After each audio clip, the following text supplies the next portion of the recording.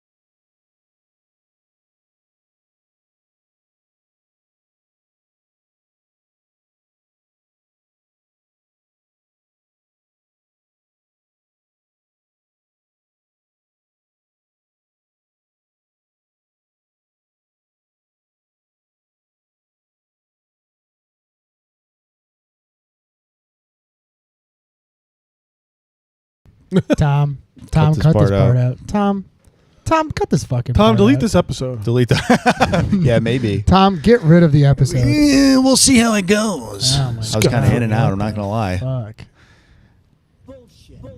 Oh, that's too quiet. Too quiet. too quiet. Too quiet, son. Okay. Bullshit. Oh yeah, that's a good. That's good eating. That's good listening. Oh shit! Here we are. We're live. Oh shit. Oh okay. Oh, we're Thank back. you. We're back. Can you believe it? I love Tesla. A lot of Martian frame. Not a lot of Josh in frame. That's okay. Not a lot of Josh's shit. frame. Oh, we gotta get Josh people is what in they want. frame. Oh, he is okay. I say we gotta get all the Josh in frame we can handle. I could go fix that. This is what the listeners love. Yeah, absolutely. Are they still listening? How the sausage is made. And actually, we are going to do a Patreon episode where we make sausage on camera. We go to the sausage factory. Well, it's always a sausage party here. It's always a sausage party So here. we might as well go to the sausage factory. Man, But I don't- sometimes I see how these like. Sometimes I see I feel how like this is these gonna look like. pretty good. That looks pretty good, huh? Yes. All right. Here we go. That's better. That's fine. Okay. Nice shot of Big Dog's crotch right there. Oh, really? Oh Well, yeah. There's a whole lot to see, Get pal. that- Everybody get that take a thigh look at out that. there. Oh yeah. Take a good old gander. Welcome to Thigh Guys, the first episode. We're bursting through our seams on our jeans. We're back, though. We're back with About That Action with the second movie in the train block called Unstoppable, starring Denzel Washington, one Chris Pine, Rosario Dawson. This movie actually is it's pretty stacked. The 2010 Tony Scott led non-shoot 'em up action flick. What other movies did he make? Top Gun. Dude, True Romance, Oh, damn. Top Gun, Tony Scott rocks. The Hunger, Man on Fire. Man on Fire, The Taking of Pelham 1, 2, 3 remake. I've never seen any of those. Oh, man. Love it. Really real The Last Boy Scout. hand in glove with like late period Denzel, this guy. Oh, okay. Did he do the Equalizer movie? No, I think that's Antoine Fuqua. Oh, okay, cool. That Antoine makes Fuqua. That Yeah. makes sense. It would And then be tragically jumped off a bridge 2 years after this movie was made. Yeah, it sucks. because of this movie? I don't think it's because of the movie. Oh, okay. Unstoppable, but yeah. Well, he sure was stoppable. Brother to Ridley Scott. Who's a brother? Oh, Yeah. shit. Yep. Okay. Ridley Wow, Scott's that Talented family. is, say the least. interesting. So before we get started, I mean, I want to ask you guys, what did you guys do this weekend? It was 4th of July. I had to stay inside and console my dog. She hates fireworks. She was going crazy. Poor I was Pearl. like, let's Yeah, just stay that inside. sucks. Poor lady. I know. She's old but can still hear somehow. So I had to protect that. My dog is deaf as shit, so he Doesn't not Just care. crossing your care fingers about till she goes Does down. Does he respond to the visuals of fireworks? Like, does it look like he was inside the entire day, so I don't think he saw any. Oh, okay. Cool. I'll have to ask him later. What'd you think of those fireworks, bud? Did you take a look at those? Shut the hell up, bitch. That's what he's gonna say. He's to you. reading a book. He puts it down, takes his glasses off. Well, let me tell you this. Huh?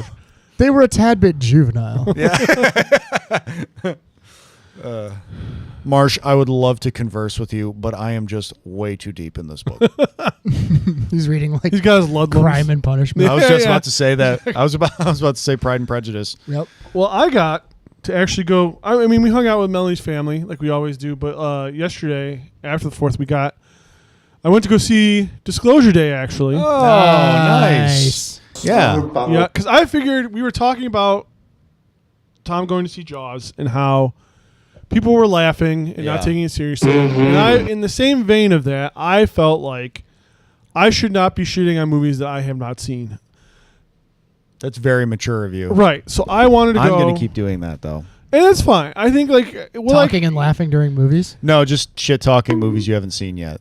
As is, you're right, and I actually think that will I actually follow through with this for the rest of my life? Absolutely not.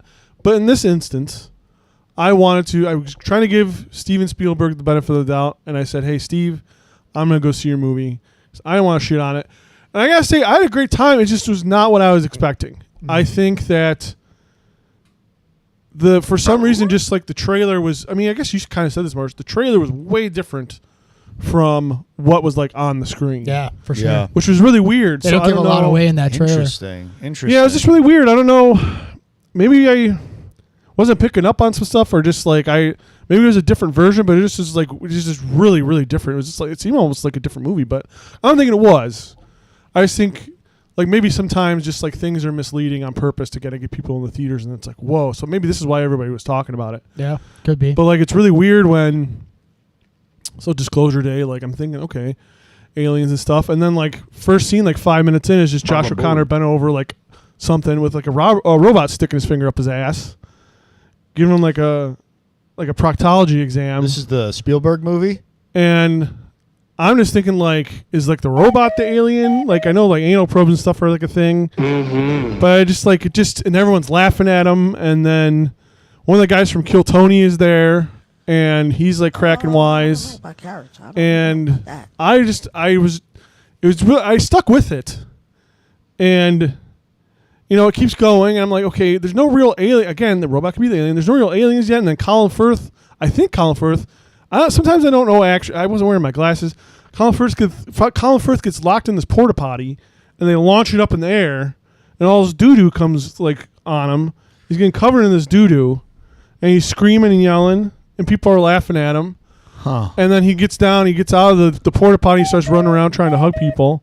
Colin Firth did Colin this? Firth, I think it was Colin Firth, I'm pretty sure. And this is the Spielberg film? This is Disclosure Day. Interesting. I had I'm the really ticket trying to think somewhere. of, I haven't seen Disclosure Day yet. I have. It doesn't sound like anything. Does that not sound would have like what you happened saw, in the Marsh? It does film. not sound like what I saw, but we did say, I did tell everybody when I saw Disclosure Day, I was fucking hammered. So it could have been. I mean, did you not see when Coleman Domingo hits Wyatt Russell with like a giant hand when he's carrying soup? No. And there's like a tiny little alien just being like, high five. And like Interesting. Coleman Domingo hits him with and they're all laughing. Lots of laughing in this movie too. It seems really serious. And it's just like there's people. I'm trying to think of the last time, and obviously I haven't seen Disclosure Day. Now I'm kind of intrigued. I was not interested before, but now I'm kind of intrigued as to what the hell is going on. But I'm really trying to think of the last time Spielberg really went out on a limb like that, and did really something just different. did something different. Because I saw Jaws recently. I don't think there was any asshole stuff in it. Was there any nudity? There's a lot of nudity. In Raiders of the Lost A lot of Ark. little Raiders of the penis. Lost Ark didn't have like, penises dressed up like anything. Or like There was that part in Raiders of the Lost Ark where Indiana Jones kicks Bellic in the dick, though, really hard. That's true. Oh, Well, there's a that's lot of true. that in these movies. Yeah. Just like everybody's just getting kicked in the penis. And he's So just what like, it sounds like.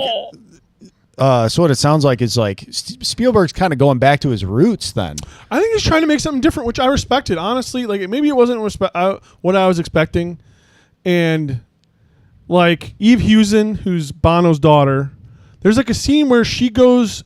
Bono, who really let himself go, is sitting on the toilet, I guess, going to the bathroom, and Eve Hewson's like, "I'm gonna go mess with my dad on the toilet," and she runs in, and she starts like smacking her dad and hitting him, and he goes. He keeps calling her Bam. He's like, "Come on, Bam! Don't you gotta leave me alone on the toilet? What are you doing?" Must be an Irish it's a thing. cute, And I it's was a like, cute that's- like nickname. it's- They all and I have was like, nicknames over there. I don't- It's a I guess I backwards can't- culture. Irish accents can be weird, and it's like, but that's just weird. That I don't know. Bam and Bono kind of sound the same. I guess That is true. Maybe that's what Come he was on, saying. Bam! He was calling his daughter Bam. He's like, "Come on, Bam! Yeah. Like, what are you doing? Hit me on the toilet!" And then he's like, "Ape." And You know, I so don't- that's weird. I just was not what I was expecting. I know we talked a lot about Spielberg last time, right? We talked about our top Yeah. fives and everything, and I think that like realistically, what sets Spielberg apart Yeah. is up until a certain point.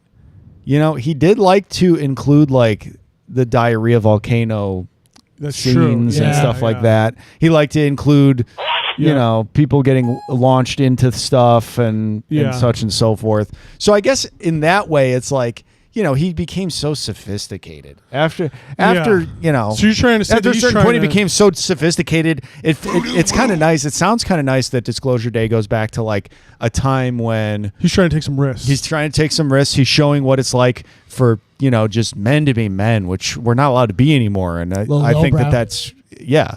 I mean, that explains Emily Blunt sticking a toy car up her ass and going to get an X-ray. Yes, That yeah, really- I mean, that's classic Spielberg. That though. really was like the high point of the movie. It seems like they were leading up to that, and kudos for her for taking on. Well, Elliot does it in E.T., which I remember. does. I do remember. He I haven't does. seen E.T. in a long time, Yeah. but I do remember when Elliot thinks that it would be that he could make E.T. laugh by doing Yes. that, and he shoves the car up his Yes, ass. and he's like trying to fit some Reese's Pieces in there. Yeah, and maybe that's more. and then he I guess it's he like a- poops him out, and he's like, Yeah. well, eat up." Yeah, yeah, and then E.T.'s like, and then E.T.'s like, "Yeah, dude, eat these Yeah. Reese's Pieces, yeah." That is how E.T. E.T.'s sounds. like, "Damn, dude, that's fucked up." That was crazy when E.T. did that. So it does sound. Hey, Elliot, let me bring you my hot sauce, man. dude. Oh, Elliot, please stop putting the Reese's Pieces up your ass. I remember when he says that in E.T., the children's movie. One of the crazy family movie. one of the craziest things in E.T. is when he puts a fish hook in his mouth and he jumps in the ocean with all the sharks. Yeah, when Elliot does Yeah, that. when Elliot does that. I know. It really makes you think about like, what makes friendship, what makes family. 100%. We can love each other even despite our just vast differences. Yeah. When Elliot, and I remember this is such an incredible part of the movie. Yeah. When Elliot puts E.T. in the front seat of that golf cart, Yeah. and he just drives it right off that hill. Oh, it's so fun. It's such a fun Yep. because you think ET's going to be able to like levitate it with psychic powers or something, and he doesn't. They just eat shit, and Elliot breaks his back. when little, Like, yeah, dude. yes, Yeah. that's the best ET. That's the best Elliot impression. that's the best. Yeah. That is the I've best heard Elliot all day. impression. It sounds just like him. I think you fucking nailed it. You You found really your thing. nailed it. You found your Sounds thing. just like Elliot from E.T. Yeah. Yes. Can't And like wait when to do when that. ET dresses up as an old man and he's showing his balls to everybody. Oh, And yeah. he really doesn't need to because he already kind of looks like an old He man. already looks like a He nutsack. does I look thought old. was He's what still you a were wig saying. on him. yeah. But I mean, it was a good movie. It's just It's not for you. I think I just feel like I saw something different from all the stuff I'm reading and like looking at. But it was good. Do you well, think I'll it's- have to give it a sober rewatch. You know. Yeah, and sure, I'll and give see if you my- see the same thing. Yeah, I'll let you know. Yeah, I'd be really curious to see if maybe you guys could come to a consensus. I'm not going to watch it. I mean, It's that's hard your right. for me to watch movies at all. So That's I'm true. definitely not Why? going to see What are you Disclosure talking Day, about? but Hard for you to watch movies at all. You do a movie podcast every week. I watched probably a good 25 minutes of this movie total. Jesus fucking Christ. Unstoppable. Yeah. All right. I was- You- look, let's be real here, guys. It's a movie that takes place on a train with a runaway train, and it's literally like until we get to the point where They the should've played one that train song. is running into stuff. I mean, how much do I really need to watch? So let me get this straight. You paid that's more new. attention to That's new. Under Siege Dark I don't know what Territory you're talking about. Yeah. than Yes, you did this because movie. Under Siege Dark Territory, and I don't know if we want to do intros now so I can get into this trash. Oh yeah, we Oh, probably yeah, we should. probably Hold should. on. All right, hold on, guys. We gotta fucking do this. All right. Welcome to the train block. I like trains. I like trains. I like trains.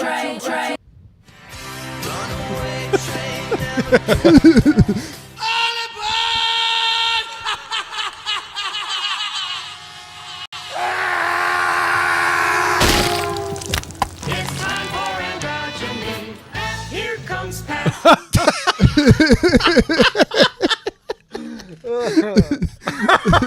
Welcome to the train block, everybody. Ugh. Episode 2, dose of the train block. Okay. Movies about trains. The reason why it was easier for me to pay attention to Dark Territory was because it's like there's at least some change in scenery and there's characters interacting positively and negatively. yeah.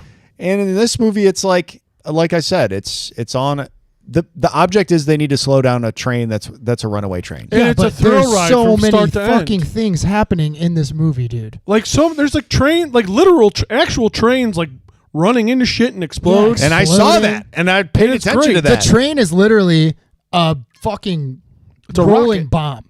It's filled with chemicals and diesel fuel. I don't know, man. I'm fucking. And just So- hate for its fellow man, and it's going. It's on a Yeah, rampage, hate for humanity. It's literally gone sentient. It's like, "Rawr." dude. I fucking all right. Dude, Some people say that this is a prequel to Maximum Overdrive. Oh, With the way how much that train hates yeah. people. You've been thunderstruck. This train does hate people. Hates humanity. So, guys, if you're listening or watching, I don't know. We're not paying attention to who's Either watching, one. but Take either your one. pick. Yeah, We are whatever. watching Unstoppable, the 2010. What's his name? Tony Scott. Tony Scott, classic, Scott starring joint, baby. actually a lot of people. T.J. Miller's in this. Ethan Suplee. Just Rosario Suplee's in Dawson, this. Deadpool's co-star. Yeah, talk about Denzel Washington. anti-woke, Chris huh? Pine. Hell yeah. Deadpool. The I love definition of T.J. anti-woke. Miller. His comedy is good. We got a ton of character actors in this.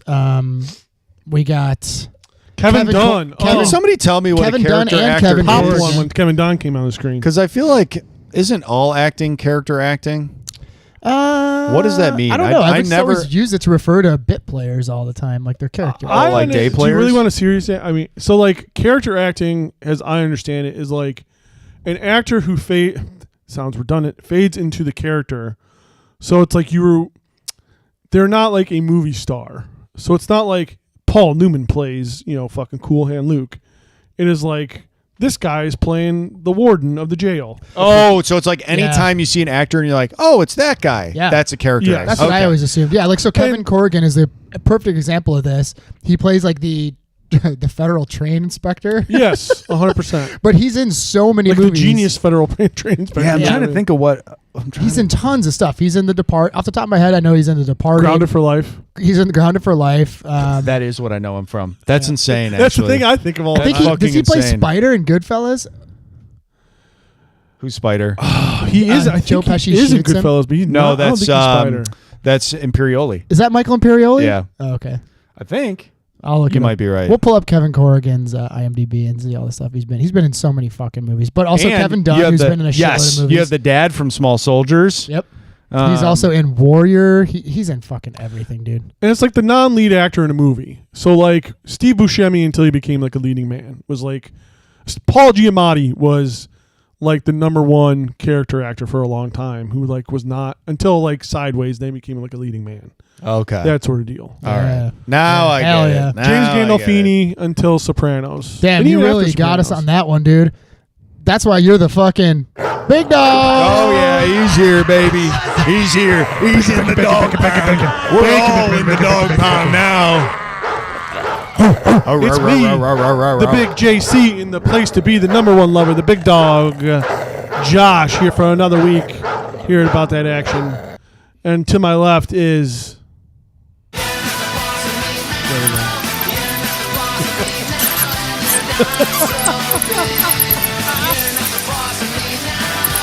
I wonder if this is too long and then we'll get a copyright strike eventually. Yeah. I hope so. You gotta drum up some sort of publicity.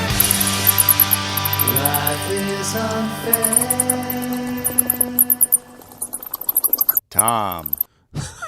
Yeah. We so can't get a it's- copyright strike because that's my own remix I made with. Oh, the, that is true. Oh, it's, yeah. it's covered under parody law. yeah, because it's Don't you fucking Rats. don't you even try They Might Be Giants. Don't you Yeah. even try it. We're covered under parody law. Or they might be assholes. Yeah, more like that. More like They Might Be Litigious. Yeah, and they might be losers in court. Yeah. Yeah. Why don't you just stick to making music and leave the litigation to us? Absolutely. yeah, you guys, and I'm The still most litigious podcast on the internet. Dark Marsh, That action. Phantom of the Potera.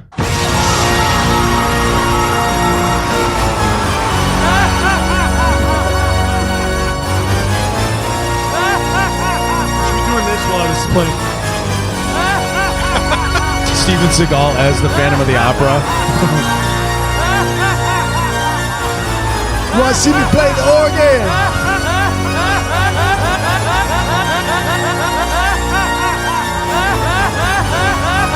You think this is an opera? Oh, this ain't an opera. Good evening, ladies and gentlemen. Let me introduce you to the new Joker. It's pretty simple.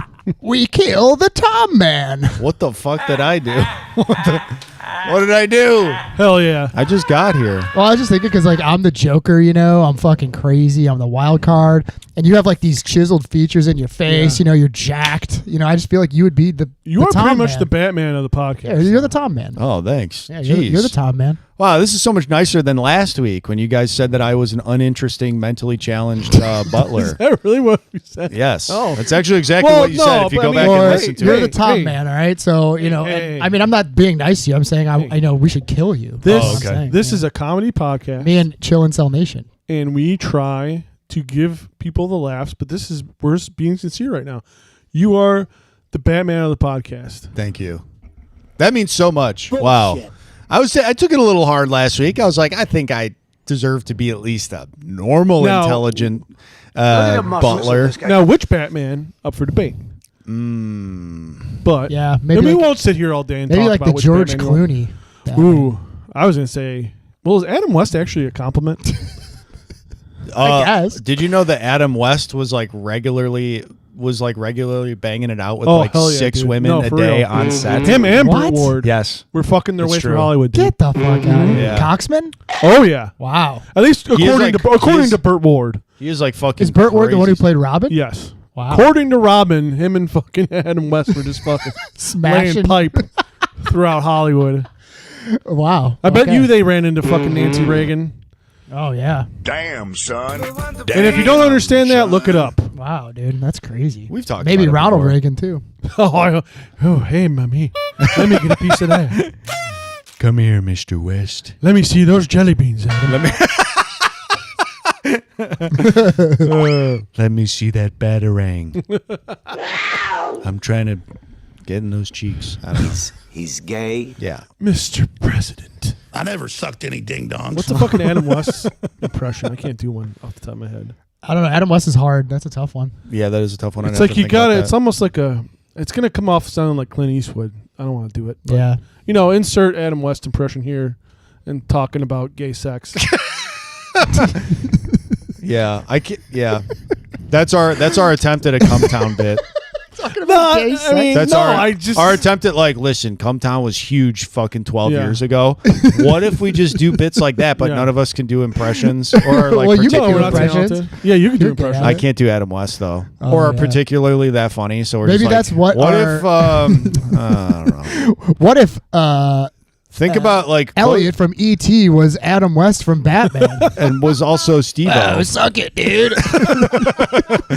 It's like your impression makes zero sense. Yeah, absolutely. It's always just Steve-O. The Joker's gonna suck my dick, dude. It's always just Steve-O. You're like, yo, this is a character I've been working on. This is Adam West as Elliot from E.T. Yo, dude. Joker's gonna suck my dick, dude. Yeah. What the hell are you talking You about? guys ever wonder if E.T. was Adam West from Batman and he was also gay? These are the type of bits that are going to get us straight to the top. Absolutely. I mean, you know what? today's There's day a, and age, the- I think that we have waited through the fallout of Come Town ending to where now we can take the mantle. Of just Of just that bit over and over again. 'Cause shock it worked- comedy that listen, won't absolutely shock no one. that's not shocking anymore at all. It's like the absolute zeitgeist on the internet. Yeah. The amount of times that SNL has said the word gay and but gay is bad in the past 2 seasons has really kind of blown my mind. Really? Yeah, but I mean, I They don't know. doubled down on their I don't know. crazy comedy. But I guess the people writing it, probably are a very diverse group of folks. So I guess it's they hired Bowen Yang just so they could do that. they're like, hey, Bowen, we want to work this in Yeah. to more episodes. He's like, I have other ideas, and they're like, nope. With you on the cast, the possibilities are endless. You're for here to how cover- many times we can do that. You're here to cover our ass. I also just don't think it's it's clearly not as offensive anymore. It's almost like it's 2003 again, honestly. Yeah. Like that shit is just not offensive anymore. Yeah, and I think And that's why when I see right-wing comedic grifters on Yeah. Instagram try to use they use those words and shit to try to be shocking. It's like, dude, this shit hasn't been shocking in 4 years. Yeah. You guys have been playing this role for 4 years. It's over. It's overdone. It's over. Yeah, and you won. It stopped. People don't even get mad at you anymore. Yeah, for real. That's how you know it's over. It's like the libs that you want to rile up don't even fucking care. They're not No, even they don't saying care. anything to you. I mean, so it's then they're actively coming out and it's saying, so hack. Now they're actively coming out and saying we got to stop policing that sort of thing. Yes. It's 'Cause it's so hack, dude. Yeah, it Right wing Instagram grifters, you got to get a new grift, please. And I think if it weren't more so me making fun of myself or not being able to do an impression, I'd feel worse about it. But I don't. I mean, You got some impressions, Big Dog. Yeah. Here's Adam West going to the opera and seeing What the if Joker. Adam West was actually Shock Jock Man Cow? Bert and I were sometimes we have pornographic thoughts. And I was talking to Sebastian Gorka. I said, Bert. Bert, Howard never had sex on camera. But I did. Hydration break. There you go. If you're watching This is like the World Cup. World Cup. Got to stay hydrated for this goddamn stream. Fucking A, dude. 2010. Burt Ward's still alive. Unstoppable. Big Dog, this was your selection in the It train was. block. You know what? I had never seen this movie. Same. I love Tony Scott. Same. And I was like, I want to switch it up a little bit.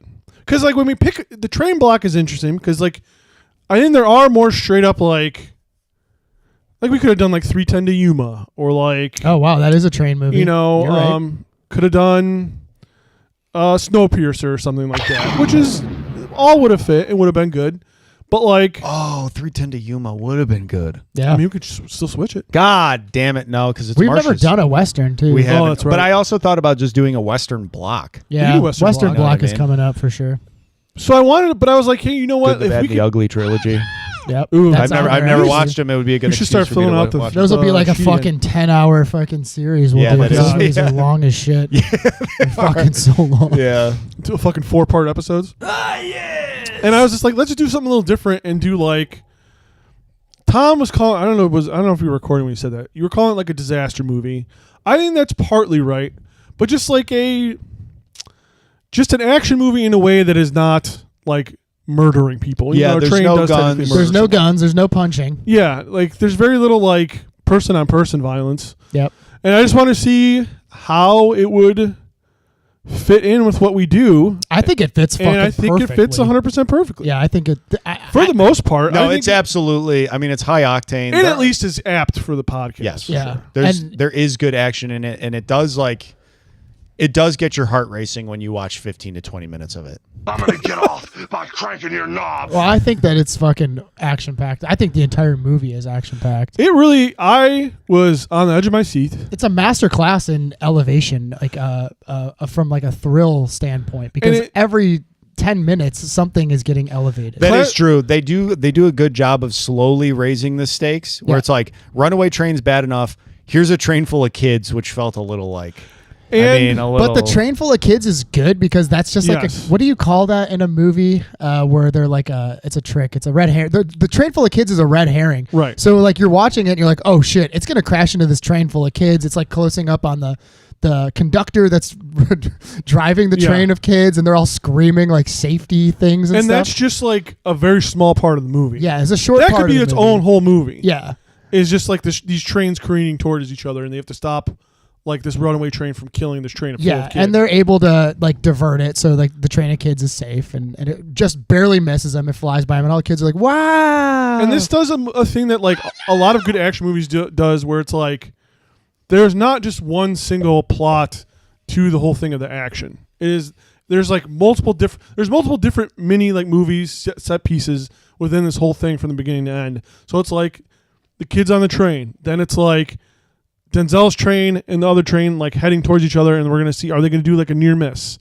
And then from there, it's trying to like the first half is like leading up to the middle, which is like it's just linear storytelling with different like bumps in the road along the way that really keep the thing like moving. And anytime Moving there's like and a moving. potential lull in the action, Yeah, it just does not they'll stop. throw something on the tracks. Yeah. They'll put something on the tracks. They'll Dude. put some horses on the tracks. Anytime you think that there's nothing gonna happen, you know what? A fucking car gets hit by the train. Yep. A fucking they're trying to catch up to the train, and their automobiles next to it. Ethan Suplee and T.J. Miller are driving a truck that I guess those are normal for being on trains. It's like a right? truck on. It's like a truck on train tracks. yeah, truck it track. has like Train truck rails track. on it. They're riding one of those things on there. Looks they're trying cool. to jump They're on the doing runaway the thing train. from the Looney Tunes where they're like the pumping thing with the two Oh, arms. yeah, they do that, with the yeah. two handles, and they're whistling. and they're whistling, and every time they push down, their feet come off the thing, and they're pressing their whole body weight into it. And the whistles are coming up as musical notes. Ethan Suplee has giant white gloves Yeah. on. I mean, it's insane. He At starts, one point, he starts doing this whole thing. He starts dancing side to TJ Miller's side. like, "Gosh, I sure am Yeah. hungry," and he starts eating a corn cob, and it's like a typewriter. Yeah, I love this movie. I watched it. This train's gonna kill those kids. Now I was like, "What did you think of it?" And I'm like, "I fucking loved it. You I really should did love watch it." Like, because I think you would really like it too. So one thing I will say is that like, and it sounds like I'm gonna say something negative, but I'm not. Beautifully shot movie. Holy shit! Look at Donald Trump right there. What the hell? Did you see that? That's crazy. Yeah, he looks a little bit like Donnie D. He looked a lot like Donald The Trump with newsmaker? the Duke Nukem haircut. But like the shots of the train are just like beautiful. Like the shot in the beginning where the train is going on the faded Stanton curve in the beginning. So like Denzel and Chris Pine are on their little train, like the I don't know what the fucking trains are like parts of the train are called, but like the head train that's going to pick up some stuff, and it's going along like through Stanton, Pennsylvania, and it's going along these curves, and it goes Yeah. over this bridge, and there's just beautiful shots of these trains, and it looks Yeah. gorgeous. And Tony like Scott, known all the for that. action looks beautiful, like practical action. They're not faking anything. Things are getting just fucking exploded everywhere. Yeah, they're hitting stuff It with looks trains. great. train. They shot it on location, like in Pennsylvania. Like they use real train tracks and real trains. Like it looks fantastic. Pennsylvania is just such a beautiful state too.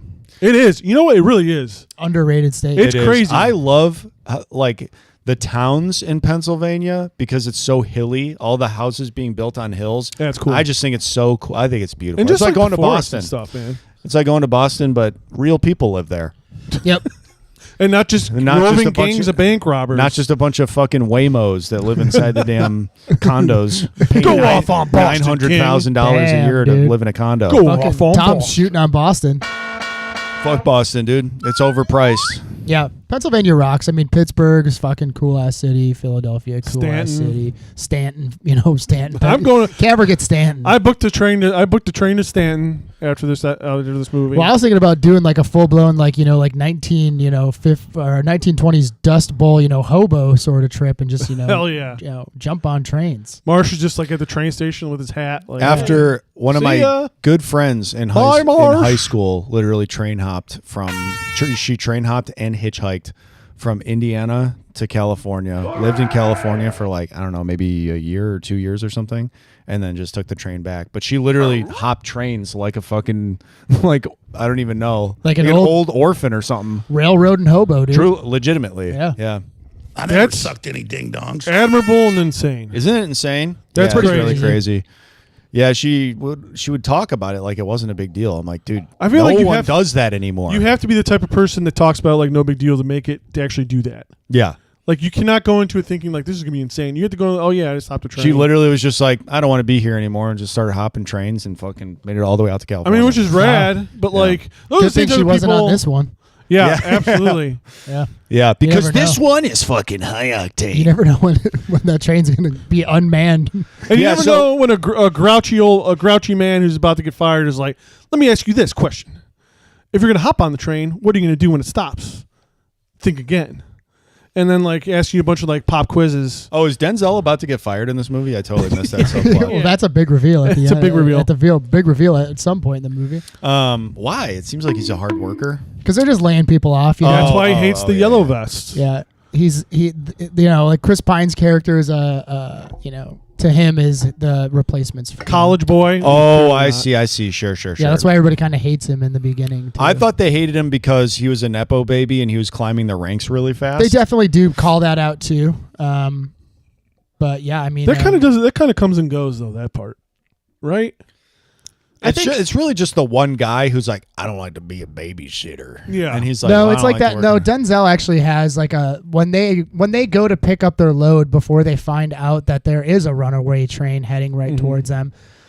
Chris Pine fucks up the load and he ends up like picking up like Yeah. five Like more five extra or four, containers or something like that. And Chris Pine's character is the conductor of the train. Denzel Washington's character is like the train He's operator, the driver. And he's like, "Hey man, you fucked that up. We got to green light it, or they have some term or whatever." And Chris Pine's like, "No, we're not gonna do it. We're gonna do this and blah blah blah blah blah." And then Denzel's like, "Well, I'll get in trouble. You can just call your uncle so and so who got you okay. the job." Right, He I does missed call that. him I'm out sorry. on that at that point too. Looks So, like I also wasn't paying. I think it's attention. important that we talk about how this train ultimately begins its runaway. Oh, dude, when I was watching Runaway this, the only thing I could train think never was goes back. that's me and Tom. Like that's me and Tom in the rail yard that fucked this up. Oh my God, dude! I am so unemployable. Anyway, I'm looking for a job. So Which if one of anybody's you is hiring- Ethan Suplee? Which one of you is TJ Miller? I feel like I don't want to say that I'd be Ethan Suplee. I don't know. Maybe So the we'll fact have to Somehow rock, we're paper, both scissors for it. Ethan Suplee. We're Well, that both- can't be true. You worked blue collar jobs We're- forever, and you didn't fuck up See, but that the thing bad, I is, assume. though, Yeah, I mean, I fucked things. the person who's Oh, okay. Ethan I Suplee. definitely fucked things up. Okay. I mean, never to the point where there was a runaway HVAC. unit 75 million ton fucking train. hazmat disaster. Yeah, there's never a hazmat disaster. town but, killer. But the one who's Ethan Suplee has to be hyper confident in what they are doing, even though they're fucking shit up. That sounds like Tom, dude. I'm never confident. Are you out of your I mind? don't know, Tom. You exude confidence. Holy dude. shit, that can't be true. That can't be true at all. When I look at you, I just see masculine confidence. I'm in my masculine aura. You're right in your now. masculine My confidence era. That's why you look like Batman. dude. Yeah, I'm in my masculine divine. Yeah, so basically, Ethan Suplee doesn't put on the air brakes for this train, and this train is massive. It's he says it's about a half a mile long. Yeah, they're getting yelled at by like the rail Bunny. yard man. He's like, hey, what the fuck are you guys doing? They're like in a golf cart, like eating sandwiches or something. TJ Miller, Ethan Suplee. You know what? Actually, one of my friends is a conductor, and we should have had him. Oh my God! We I could have know. had a What a missed conductor on the opportunity. fucking podcast. Dude. He'll never listen to this, so it doesn't really matter. But Oh, yeah, I just man. realized that he's a fucking conductor. It would Fuck. have been perfect to have him on. Damn. Although I don't know. So Ethan Supplee's the type who is just like fucking up, but also just being like, "Shut up, it's fine, fuck Same you." with TJ Miller too. Like his character drove me nuts, dude. I was like, what the fuck are these guys' problems? They're like, it's fine. Quit fucking freaking out. They bother me more after it happened. Where like before it happened, TJ Miller's like, "Hey, we should probably plug the air brakes in." Ethan Supplee's like, "No, shut up, let's stop doing That's it." what I You know? didn't understand. I was But like, then afterwards, they're like talking about how Rosario Dawson's a ball buster. I'm like, she has a fucking point. Or you when, guys literally just careened a fucking nuclear weapon down Yeah. the rails Yeah. with your incompetence, Or like like- pure incompetence. It wasn't even like because they say at one point in the movie, they say like, how does this happen? And it's like partially like incompetence and partially bad luck. It's like, no, dude, it's pure All incompetence. If he would have just connected the air brakes, a lot of this could have been completely avoided. That guy looks like an ugly Chris Evans. Oh, it's What were you gonna say, Marsh? Yeah, I was gonna say like there's the part where Ned the welder is like that dude like springs into action. Oh, you know? yeah. He's like in a diner, he's eating. Connie, Rosario Dawson's character, calls him up. She's like, "Hey, I know you're the welder, but we need your help." And Like, what he you're really over wants here." to eat is that waitress. And he's fucking like flying down the road to like or he flies down the road to like I guess like hit a switch that turns the train onto an Yes. alternate track. And he's sitting there waiting for the train. Because Rosario Dawson says and It's a TJ coasting Miller train. says it's like 10 miles per hour. Yeah, they're like it's going like 10 coasting. miles per Yeah, hour. that's before they find out that it's like basically going full speed. So the guy's waiting around. He's like, "Hey man, you know nothing's here." And then TJ Miller and Ethan Suplee show up, and they're like, "What the fuck are you doing here, asshole? You fucking idiot!" Like, and they're like Fucking giving him the shit, middle fuck you, finger prick. and stuff. Like it's Oh, they're I'm a so- welder. and like Ned the welder is literally like, "Where the fuck is the train?" They're like, "I don't know. We didn't see it." And he's like, "Well, then it's not coasting. It's literally It's like way in front we of you." missed it. It went ahead of us." And they don't get, they're still like, "Oh," And they're you know, super stupid Yeah, ass." they're still confrontational, trying to like- pretend like he's at Yes. fault in some Yeah. way. He's Yeah. a piece of shit for being mad at them. They're fucking awful. They pissed me off. No, they their suck. Fuck characters. all of them. So Yeah. that's Dewey and Gillies are Ethan Suplee Dewey's the and TJ dummy. Miller. This is pre-betraying his people, Ethan Suplee. betraying because he got skinny. Yeah. This is back when they were like, well, gonna be. It's like it's like Disclosure Day. One of the theme songs is Disclosure Day. If you're gonna be fat, you got to be dumb. Back when there used to be big guy representation. Yeah. Also, I mean, I do want to ask this question: how many movies has Ethan Suplee been in since he lost the weight? That's a very good That's question. a great I'm gonna question. look that More up. or Oh, dude, less. he's in The Wolf of Wall Street. He's pretty. That's trim true. In that. He's slimming down in the Wolf of Yeah. Wall Street. He's still pretty big though. He's not like very gaunt. and he's coming skinny. down from He's his like pretty. peak of He's like Remember pretty the jacked Titans. now too. Good for him, man. Yeah, he's pretty swolled up. Yeah, that's awesome. Uh, What Yeah, kind of I mean, workout do you I'll think he's on, comment on Tom? it. 5x5, I'll or comment. what do you think he's doing? Strongman? I can't even imagine because he started getting skinny pre GLP-1s, so he must have just like fucking went crazy. Straight up diet and hard work. Yeah, right? he must have just like started eating peppers and water only or Good for something. him, man. That fucking rocks. That's what happened. That's what worked with Jared Leto. Way to go, King. He only ate peppers and water every day. If you're on what? GLP-1s, Swear to God, fuck for you. Dallas Buyers Club. Oh, when he was like trying to get really He's skinny. eating Yeah. peppers and water? He was eating red peppers and water was his meal. That's fucking nuts, dude. There's somebody else like The that. fucking amount of work you got to do to actually Christian lose Bale? weight, the fucking... Might have been Christian Bale in The for Machinist, yeah. famously ate like one apple a day. That's what it was. It was Yeah. one Fucking apple a day. insane. And the directors were like, Christian, you don't have to get that skinny. And he's like, no, I'm gonna. He's like, Yeah, I'm you doing it. actually think about it. I actually do. You know what? It does add to Fuck the movie. you! though. It really does. you, get on that shot. piece of shit. I'll eat this apple all I want. The best part about Christian Bale freaking out on that poor like fucking like PA was the fact that it was for Terminator. Yeah, Oh, hell yeah. It wasn't even for like The Dark Knight or something that's like a No. masterpiece that he's in. It was literally for like a movie people forget exists.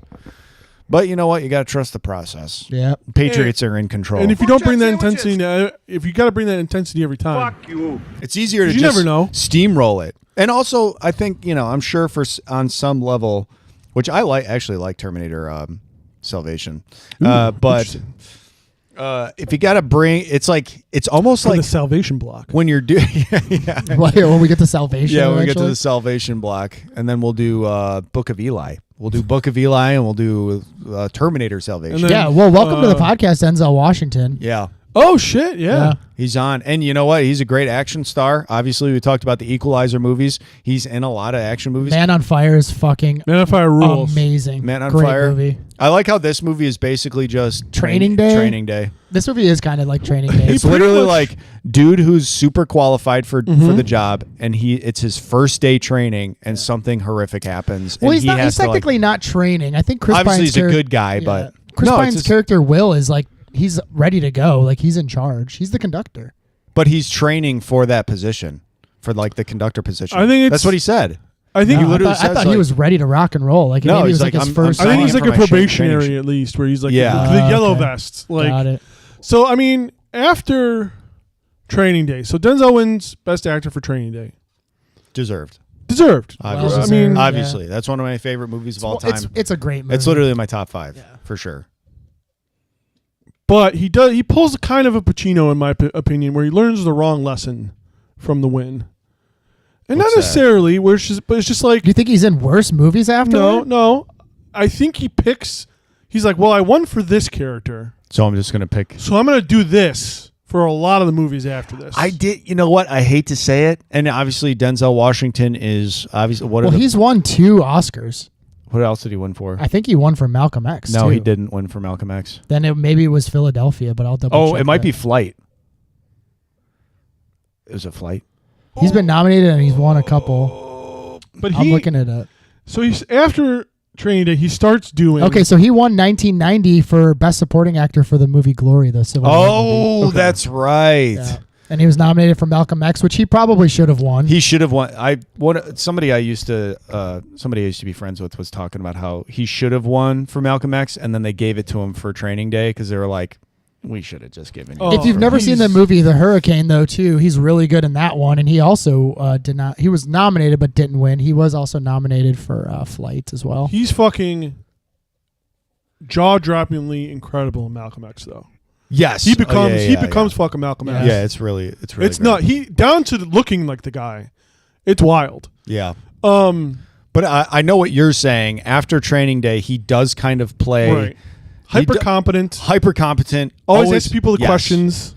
And he's either good at, well, he never really plays a villain. He never after doesn't really play a Training villain Day. after That's this. like the only time he's ever really I played guess. a villain. Yeah. I like the reveal. I mean, he doesn't really ever play a villain ever, except for Maybe a Training little in Day. Gladiator 2, which, by the way, Gladiator 2 is a fucking horrible movie. Yeah, it was pretty bad. It's Like, pretty nobody liked it. But, dude, every time Denzel was on screen, it's like you didn't care about anyone else. He's No, good in he's it. just doesn't- that good, It just man. didn't matter. Yeah. He's He's got truly- max charisma, dude. Charisma off the charts. Yeah, it's crazy. Like and it's like Fucking does Shakespeare. Can He's you great. think of any other actor that's like? There's not very many actors where I will give any movie they're in a shot. You know what I mean? But like for whatever reason, Denzel Washington just sells me on anything he's in all the time. Yeah, I think that the concept definitely one of those I do guys. think that the concept of like stardom, and it's like, oh, we have to give this guy $50 million because people will come out to see this guy or this woman. Woman's a little different because there's multiple reasons people will see a woman on screen, but And those reasons are yeah, those reasons are talent. That I want to know more about Intelligence. their intelligence and stuff like that. Their goals and That's okay, dreams are Tom. really That's all important. right. We got you. But You're fine. You're fine. But Absolutely. with like, you know, with actors, I think that shit is so overblown. Like, dude, if your movie looks bad, it doesn't matter if, let's say, Robert Downey Jr.'s in it playing Doctor Doom.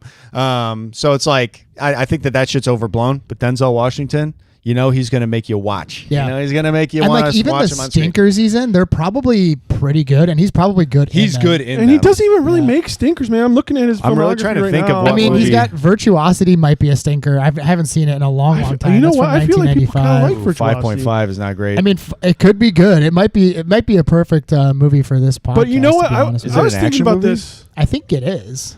I was thinking about this the other day. Is that like with streaming, there's seemingly. Let's see if like you guys and also listeners, if you notice this. Excuse me.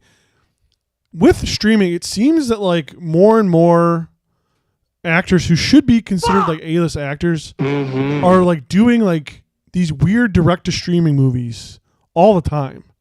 Yeah. Like, people that you're just like, I think that's just the industry now too. I know, but I think it's like he avoids that. I think for the most part, I think maybe he's above that in a way too. I think maybe a little bit towards the later, like this half of his. He's got to career. be choosy at this point. Yeah, he's S tier, dude. I mean, like he gets to pick what he wants to do. And it's Although like it's crazy, he chose Gladiator too. Although it's Ridley Scott. But it's Ridley Scott. Yeah. He has a It's like- connection with his brother. Yeah. He's been in a lot of Tony And Scott. it's also a- like it's a sequel Gladiator's to a like one of best the- picture, yeah. best picture winning movie. Yeah. Dude, I love Gladiator. Damn. Gladiator that might also fucking be in rules. my top 5. Gladiator 2, I mean, yeah, for all of its faults, I I have feel not like seen it. they could have made it pretty decent. It's stupid, man. Honestly, it shouldn't have been connected to the first one at all. I don't think. I think that was its biggest fault is that it Yeah. connected. It should have to the been a first completely one. different If they made story. it a completely different story, I think it would have been a little bit more And compelling. just call it and Gladiator interesting. 2. That would have been interesting. the battles are really Call it cool. Gladiator 2 and just make it a I different mean, you thing. could still reference the first one, Yeah, for but I sure. mean, like spoilers if you haven't seen Gladiator 2, I think it came out in fucking 2000. It came out 2 years ago. So Yeah. If you haven't fucking seen but, any of these uh, movies we're talking about, fuck you. what We're is gonna spoil them. the guy's name that is he plays Maximus's son? Paul Mescal. Paul Mescal plays. The big reveal is that he is Maximus's son. Which makes no sense And because it's it's like it is a stupid plot. it's point. like At what point did Maximus get somebody knocked up in the first one? Because his he- wife died. he might have. Like I haven't it's seen the Gladiator in it's full. it's Joaquin Phoenix's yes. sister. But at what point did they fucking She visits him. I'm mixing it up with Braveheart now. I don't think they actually do. I'm They never not show. positive. They never show them Yeah, I having don't know. because have you any know what? relationship. I don't think. Because he's Paul Mescal's character, and I haven't seen Gladiator 2, but from It's what I insinuated. remember in Gladiator, he's a little boy in Gladiator, right? No, That's he's not the little that's boy. not. He's not the little boy. Oh. That's what I thought it was gonna be. Oh, interesting. That is not So he's who just a that brand is. new character. He was going to be Yes. the other little boy. Yeah, he's well, a yeah, different I don't. character. Nothing stands out to me in my memory of Gladiator 1 where I'm sure we'll Russell cover it on the Crowe is Wait a podcast minute. when we Raw Or get dog. is to. he the little boy? I don't think he's the little boy, dude. I have no fucking clue. I can't remember that movie. Dude, he might be the little boy now that I'm thinking about it. But how would he be fucking whatever? I can't remember. Listeners, get at It us was if like we're wrong. because I think they kind of imply that they know each other, and I think the story was that Maximus and her were together before, and then he knocked her up, and then she didn't want to tell anybody, so she had the baby out of wedlock, and then Damn. he found his wife, and I think they explain that, and then he's that little boy in Gladiator is Yeah. the son of her, and then something happens where like there's like a power thing where like after Joaquin Phoenix Like a dies, power vacuum there's like in a the- power vacuum. Yeah, which happened. And she fairly knows frequently. that they're going to try to kill him. Yeah, 'cause he's he would be rightful heir next to in the line. throne. yeah, And then She, like, hides she him. ships him off. Yeah, that is what a happens. real Game of Thrones. That's exactly what situation. happens. I think that is dumb. Yeah, Having it's just not heard great, it. but Denzel Washington is good in it. Like That's what I've as heard. his character is good. And He's just fantastic, He man. might He really is be great. one of the last like true movie stars, like true like acting movies. I don't think that's the same thing anymore. what about Leo? So do they like You know why- him, that's why I said one of. Oh, okay, Leonardo, Logan Paul. I mean, those are the big three right now, if I had to guess. What movie's Logan Paul in? The I Fred Show movie. Speed. Yeah, I Show Speed. Speed's in there. Kai Cenat. Jizzy Two Shot. He's Yeah. another Jizzy he's Jism. another streamer that's making it into movies right now. Huge streamer guy. He's got $1,500 million. Daily Nutsack. Bald 88 Daily Review. Nutsack 88. He's on there now. He's huge. He makes more money than we've ever seen a human being make The before. Ding Dong Doodle Show. And if anybody's interested in putting one of us in a movie, Tom would be a perfect candidate because he, has the features of a movie star. Thank He you. does. And I would take And the both of you guys with. gravitas. I would Plus, take he both of you guys takes with me. direction well. As his coach, he takes direction. We would all very we would well. all play brothers. It'd be like a Dudley brothers. We'd be like kinda the Dudley situation. Boys? Yeah, the Dudley Boys From Dudleyville? situation. Look at that. Look, we have this on in the background, folks, and we just saw one of the big train Great. crashes. It's amazing. It It looks looks awesome. awesome. It looks It hits a great. big cardboard. They plow a real train through a big cardboard fake set thing, and it looks awesome. It looks, good. cool. Leave it alone. It looks Look, good, Tom. What the I am a fuck? fan. I'm a fan. I didn't say it looked bad. I just said it's clearly So let's cardboard. How do you know they weren't hauling cardboard and that's the cargo? That Maybe was they in were. there? I don't know. I'm just saying it looked like cardboard. I didn't It's say got, that. I didn't say the car was made of cardboard. It's got methylene phenol on it and a bunch of cardboard. Oh, I think dang, I that know thing's what a tinder Tom's doing box. here. I think I know what Tom's doing here. He's underselling the movie because he's a little jealous he didn't pick this one. I think Absolutely. You're a little I think mad. he's no selling it. What movie did you you pick? Fucking Thomas the Tank Engine goes nuts. He picked Under Siege 2 Thomas Dark the Tank. Territory. It's Thomas the Tank Engine as Travis Bickle.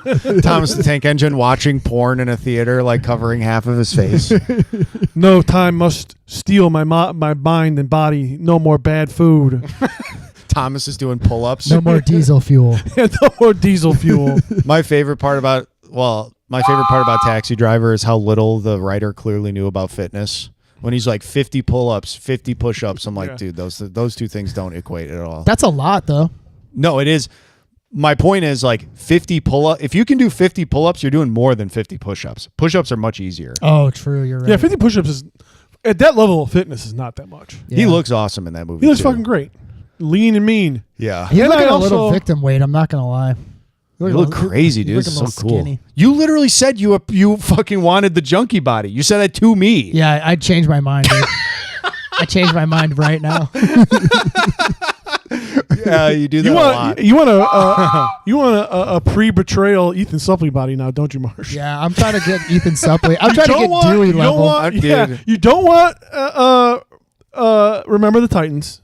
We're not I don't want saying Remember that. the Titans. I want Dewey. I want Dewey from You want Unstoppable. Dewey. Yeah. You don't want Mallrats. You Mass want Dewey. moves mass. Marsh dude. wants to go full Dewey, and I think that's a good amount of size. Dewey Cox, Dewey from Malcolm Dude, in the any Middle. kind of any kind- Dewey. If we could get Dewey Cox hair, Dewey from Malcolm in the Middle's face, and Dewey from Unstoppable's body. Oh, Oh. dude, I'd be the king. God. Unbelievable. I'd be cast in every movie. We got to figure out a way to. I'm going to Photoshop that. I'm going to see what that looks like. That's got to be absolutely horrific. I would love it. on every level. I Yeah, think that I'm doing could be pretty good. good for a 16-year-old with a wife and a baby. So let's just lay out like the basic plot of this movie because I feel like we're going to jump around. I feel like this movie weirdly is too good to go play by play. Like, because we don't need to fill out the show with like, oh, and then it does this, but like A lot of it is literally just the whole movie takes place in basically three places. It's the train yard. What would you call this? The cockpit. Yeah, Yeah, we could call it the cockpit. The That's what we're gonna cockpit call of the it. one If if train. anybody are experts on, yeah. Tom's friend. train, yeah, It's true. Tom, I could Tom's text him. conductor I could friend. call Bring him him right next. now. Bring him next Phone a friend. Tom. episode. I'm gonna call him, put him on speakerphone, put him on the show. What do they call the thing you sit in on the train? That you're driving in? It's like it's either in the cockpit of the train. It's in the mission room, I guess. Yeah. Yep. Of the Mission control of the railroad. train of the railroad, Yep. and that's kind of it. The office of the evil CEO. Yeah. The Or office of the evil CEO. the evil VP Kevin of Dunn. whatever. What makes him evil though? Oh, because he doesn't want to stop the train. that they're 'cause he's choosing like, the "We have too much profits product." over? Yeah, like so, like.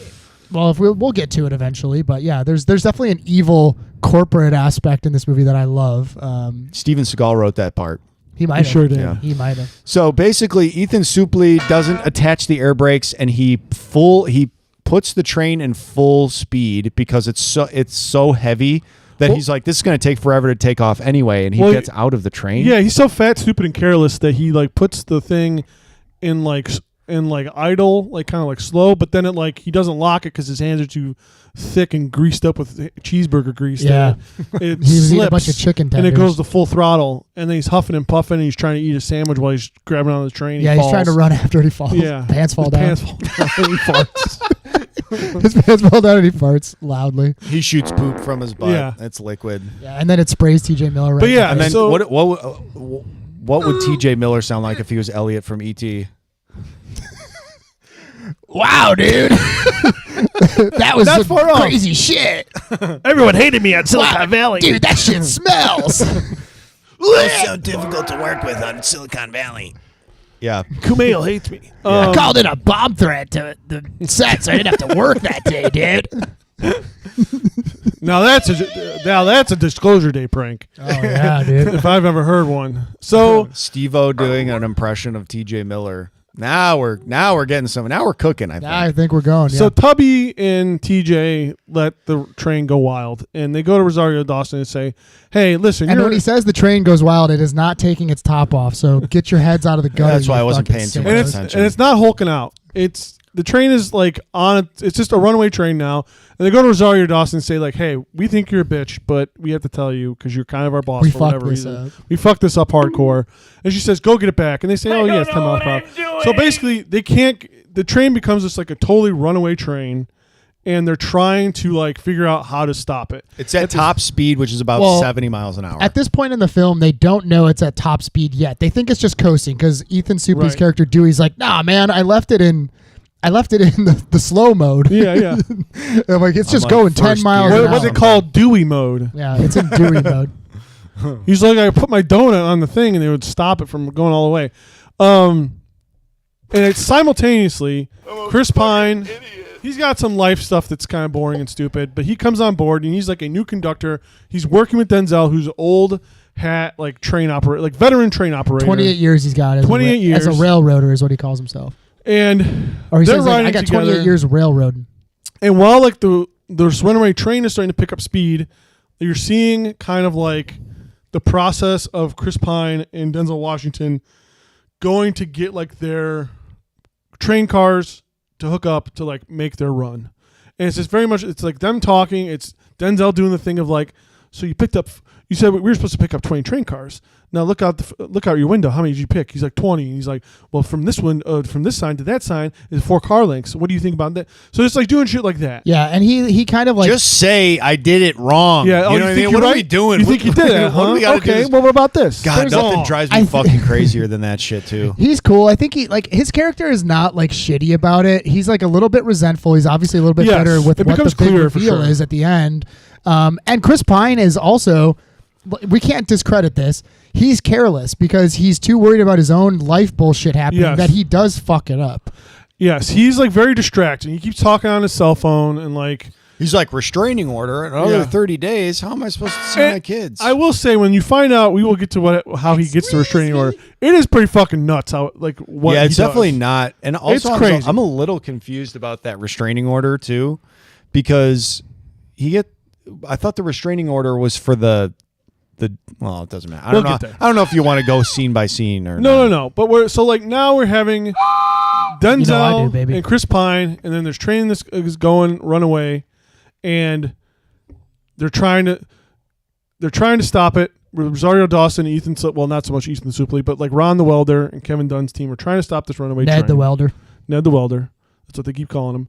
And whoa, eventually, blast from the past. Look at those camcorders. Denzel and Chris Pine bypass the runaway train, and then after hearing that they're going to try to derail this runaway train, Denzel and Chris Pine decide, you know what, we're actually going to go fucking stop it. Yeah. And then it becomes a second movie. Yeah, so it's like this Denzel really has- good like build up of like, oh, the fucking runaway. It's literally the movie picks up speed. Yeah, Denzel's got a lot of inputs here, as a railroad man for 28 years. He's like, this train is going way too fast. They're not going to be able to derail it. It's heading towards a city that's like got people in it. Like 700, like 800,000 people or something like that. No, that's Stanton. Stanton. The other one, they're like... Arklow. Arklow. Yeah. Arklow doesn't have as many people, and they're like evacuating it. The train company has made the decision to derail it, even though it's going to be like an environmental disaster because there's, a bunch of toxic waste being held, or not toxic waste, like... I'll look it up. It's like... they call it like something, but there's basically another level to like what's taking place. And Denzel's like, nah, man, I've been a train, guy for a long time. This is never going to work. That thing's going too fast. It's not going to work with the derailer that they're going to Liquid phenol is like the thing. It's highly combustible. So they're like, we're just going to like evacuate everybody from this town.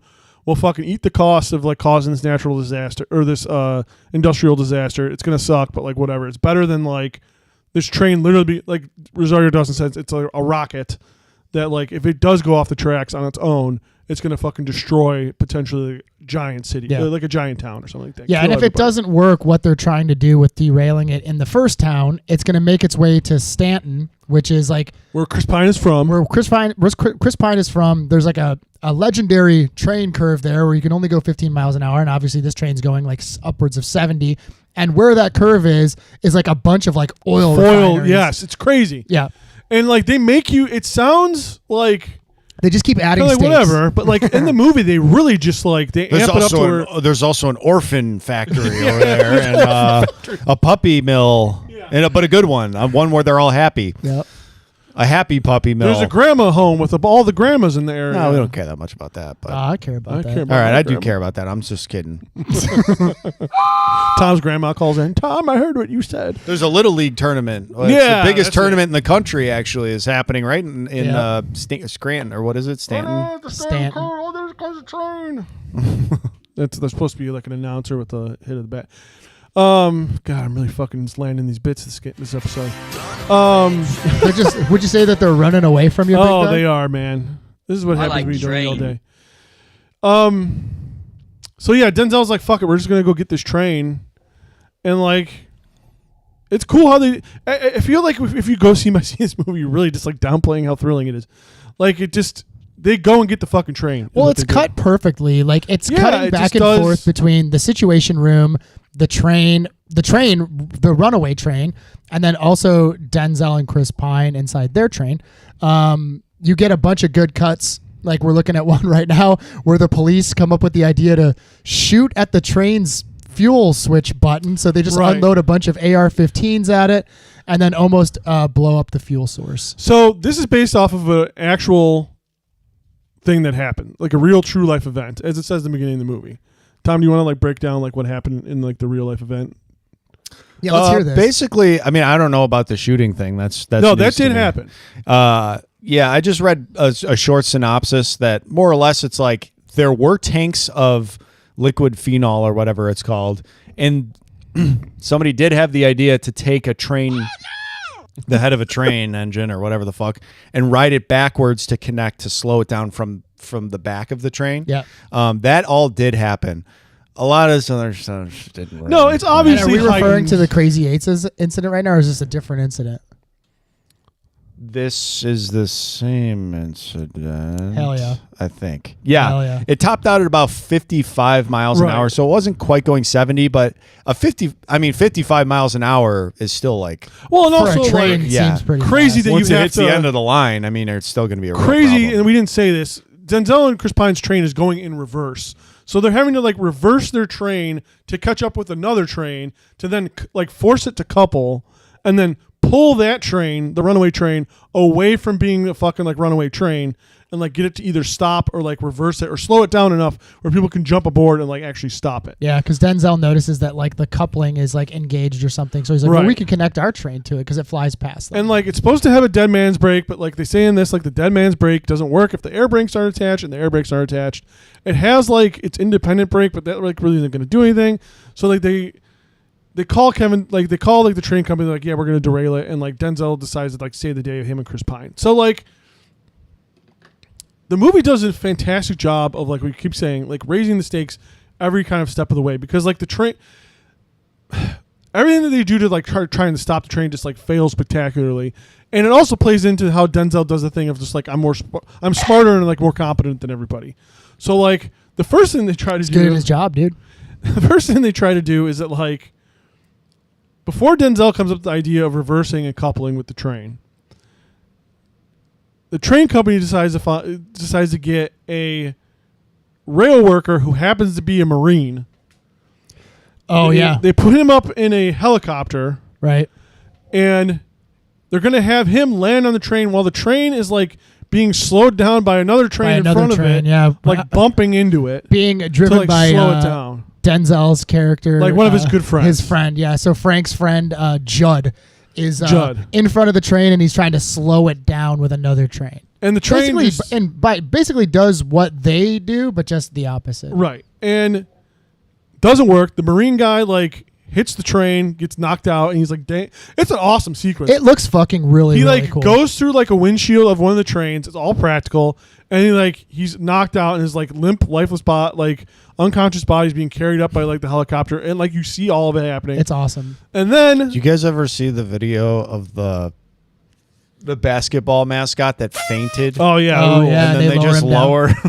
That's what that looked like. 100%. That's what that reminded me of. Every time I watch that, I'm always wondering if that's a pro wrestling bit because I feel like that'd be a good bit for a mascot, or if that guy actually passed out.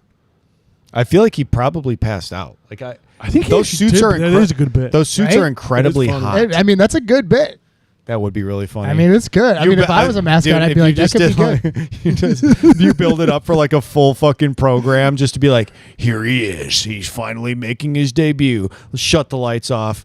Music blaring. Cut the fucking spotlight straight on the rafters, and he's just lowering, and he's completely unconscious.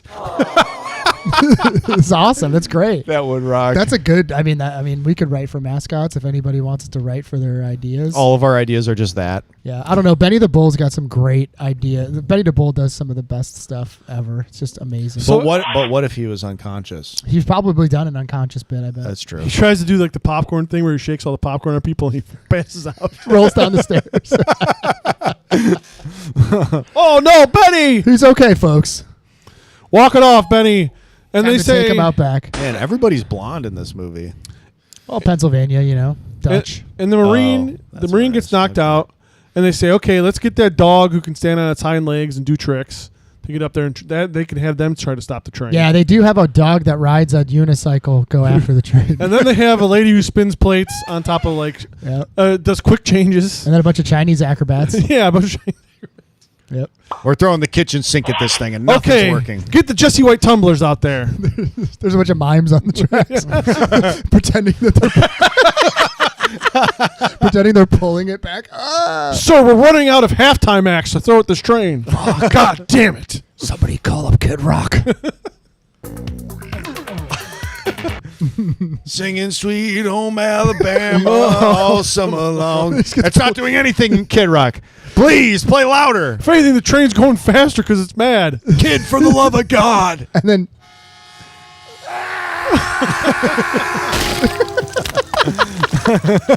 why do we think that would work? Why do we put Kid Rock on the rails? Why do we put America's Sweetheart Kid Rock on the rails to play Bow with the Ba to stop the train? We thought that the music from the speakers would push the train backwards. We could have put him on the side of the road or something. Why do we put him right in the middle of the train? My name is Kid. I don't, sir. Honestly, I thought he would move. I'm fucking scared. This train ain't stopping, man. Bail. Wait, Joe C, run. My God, we threw Joe C at the train. It didn't work. Oh, They no. threw Joe C. This into train's the out of control. It just ran down Josie. They straight up like fucking belt and like and top of his shirt, and they straight up throw him at the train in hopes that. Okay, Joe. All right, that didn't do anything, and we're We're down gonna throw one you Joe through the C. windshield. We're down one Joe C, and we need more Joe C's. God damn. What do you mean there was only one? What about things that look like him? Somebody call up Vern Troyer. Vern, Time to stop eating that big sandwich and get over here. I mean, how much longer do you really think you're gonna live, Vern? Go for it, pal. Die for something, or live for nothing. Could have been good. I like our idea too. See, this is the problem with Hollywood. They're just too scared to take risks. But Spielberg really came around. He sure did. I mean, he did that thing where he had Emily Blunt and Josh O'Connor get on penny farthings and just like ride off of ramps and crash. Yeah. That's pretty cool. Nothing to they do with do that. aliens, but Yeah. maybe Maybe we're the real aliens. You ever think about that? Yeah. Dude, I do think about that from time to That's time. fucked up. What if we were the aliens and like crash landed here and just took over the planet, ruined all of its resources and environment, and I think about that all the We're time. just waiting for a fucking ride home. Yeah, now we're like looking for other people, other aliens. That's true. It's We're all never just stuck coming. here. No We're- souls. We're stuck. No anything. Yeah. No, nothing, man. No feelings. Makes me want to find a one-way train and just end it all. I do want to jump on a runaway train. Put that bitch in damn fourth gear and hop off. Yep. Denzel eventually catches up, and he is able to successfully couple the back of the train. Yeah, not after a couple of shenanigans take place with Chris Pine's character. Let's talk about that. So basically, We're watching it right now. It's on in the background, baby. Let's talk about it. Chris Pine is obviously very distracted by these phone calls where people are talking about restraining orders, et cetera, et cetera, and how his wife won't pick up. He's married and has a child, and how his wife won't pick up the phone. And he finally opens up to Denzel Washington and says that basically he came home from work one day and his wife was texting somebody, and he said, "Who are you texting?" And she wouldn't tell him. And he said that went on for 5 or 6 times. He kept asking. So he went to go grab her phone, and it scared her. He grabbed her wrist to grab her phone. And she hid or something. So he assumed that it was this guy from high school that she was seeing. And so he goes to visit this dude from high school, and he tells him to get in the truck, and the guy gets in the truck, and he's like, "Listen, it's not what you think. We're not seeing each other." And Chris Pine's like, that's when I motioned to the gun on the fucking dashboard. He's like, Yeah. she's my wife. Find another friend. It's like, what the hell is the matter with you? And this guy's also a cop. He's a state trooper. Yeah. So like, you find out that Chris Pine's a psychopath. Yeah. Yep. He fucking probably needs to be restrained from his It family. is funny because it's like, dude, he's so fucking noble. He was going to murder a guy for texting his wife. Oh, my And then God. the weirdest part is, he goes, you know what the worst part is? She was texting her sister. It's like, well, why the fuck Yeah. didn't she just tell you who she was texting Yeah, then? he's got a little bit What of a is this hothead, fucking you run? know, What is this things run happen, around? dude? Things happen. And, he redeems himself. It's like, you know why Saves she the probably, town. if she wasn't texting somebody suspicious, the reason she didn't tell you is because she's tired of you asking every time she's on her phone, probably. Because Yeah. you're fucking weird. She's texting your sister-in-law because you asked what was for dinner, and your wife said she didn't know yet, and you fucking smashed the TV. Damn. Yeah. Is that Tom talking or is it Yes. relationship advice? I got lots. We should do a relationship advice corner. We and could. take calls from the one person that communicates. It's a with bunch us. of fucking freaks. But It's yeah. literally just a bunch of people being like, "What if my girlfriend poops in my butt and my penis and I eat it or something?" Yeah, Dude, you do did see that. Disclosure Day. That's my favorite. That's my favorite scene. That's a great Emily Blunt impression. Yeah, so- where are all these impressions coming Dude, from? I don't know. dude? We're It's just on crazy. fire tonight. Frank and Will, I guess like once Frank has made the decision that he's going after the train in reverse to couple it, Nothing and stopping try to him. stop it. Will is kind of like, yo, dude, what the fuck? We're not doing that. And then, like Frank kind of explains to him like, hey, look, man, I know their plan is not going to work. And if it doesn't work, that fucking train is heading straight to Stanton, where the oil refinery is, where the orphanage is, where They're playing the Little League game. The puppy mill is all your but the good grandma, one. all your grandmas are there. the circus is in town. Yeah, a bunch of fucking They crazy. just built that new St. Jude's Hospital. Kid Rock is playing at Yeah. the auditorium. Yeah, and so like he's like, we have to do Stanton it. Auditorium. One And it's night only, really, Kid Rock. it's really at that point where Will is like, you know what? And I think that there's a moment where they both accept like this is kind of like a death mission, right? Yeah. They're not thinking they're going to survive it, but they're going to go for it no matter what. And then they kind of both open up to one another. So Frank, lets Will know, hey, my wife passed away. I have 2 daughters who both work at Hooters. Yeah.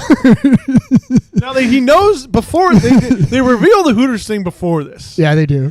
and it's just like, And that's when Will opens up about what took place. That's what you Yeah. find out ultimately why he's, calling his wife back and he's forth. like, geez, and he's also dude, talking to a I thought guy my that's like, life was bad. Your fucking daughters work at Hooters. you're getting like updates from a guy that's working on his car about the, the fucking like judge's case, whatever.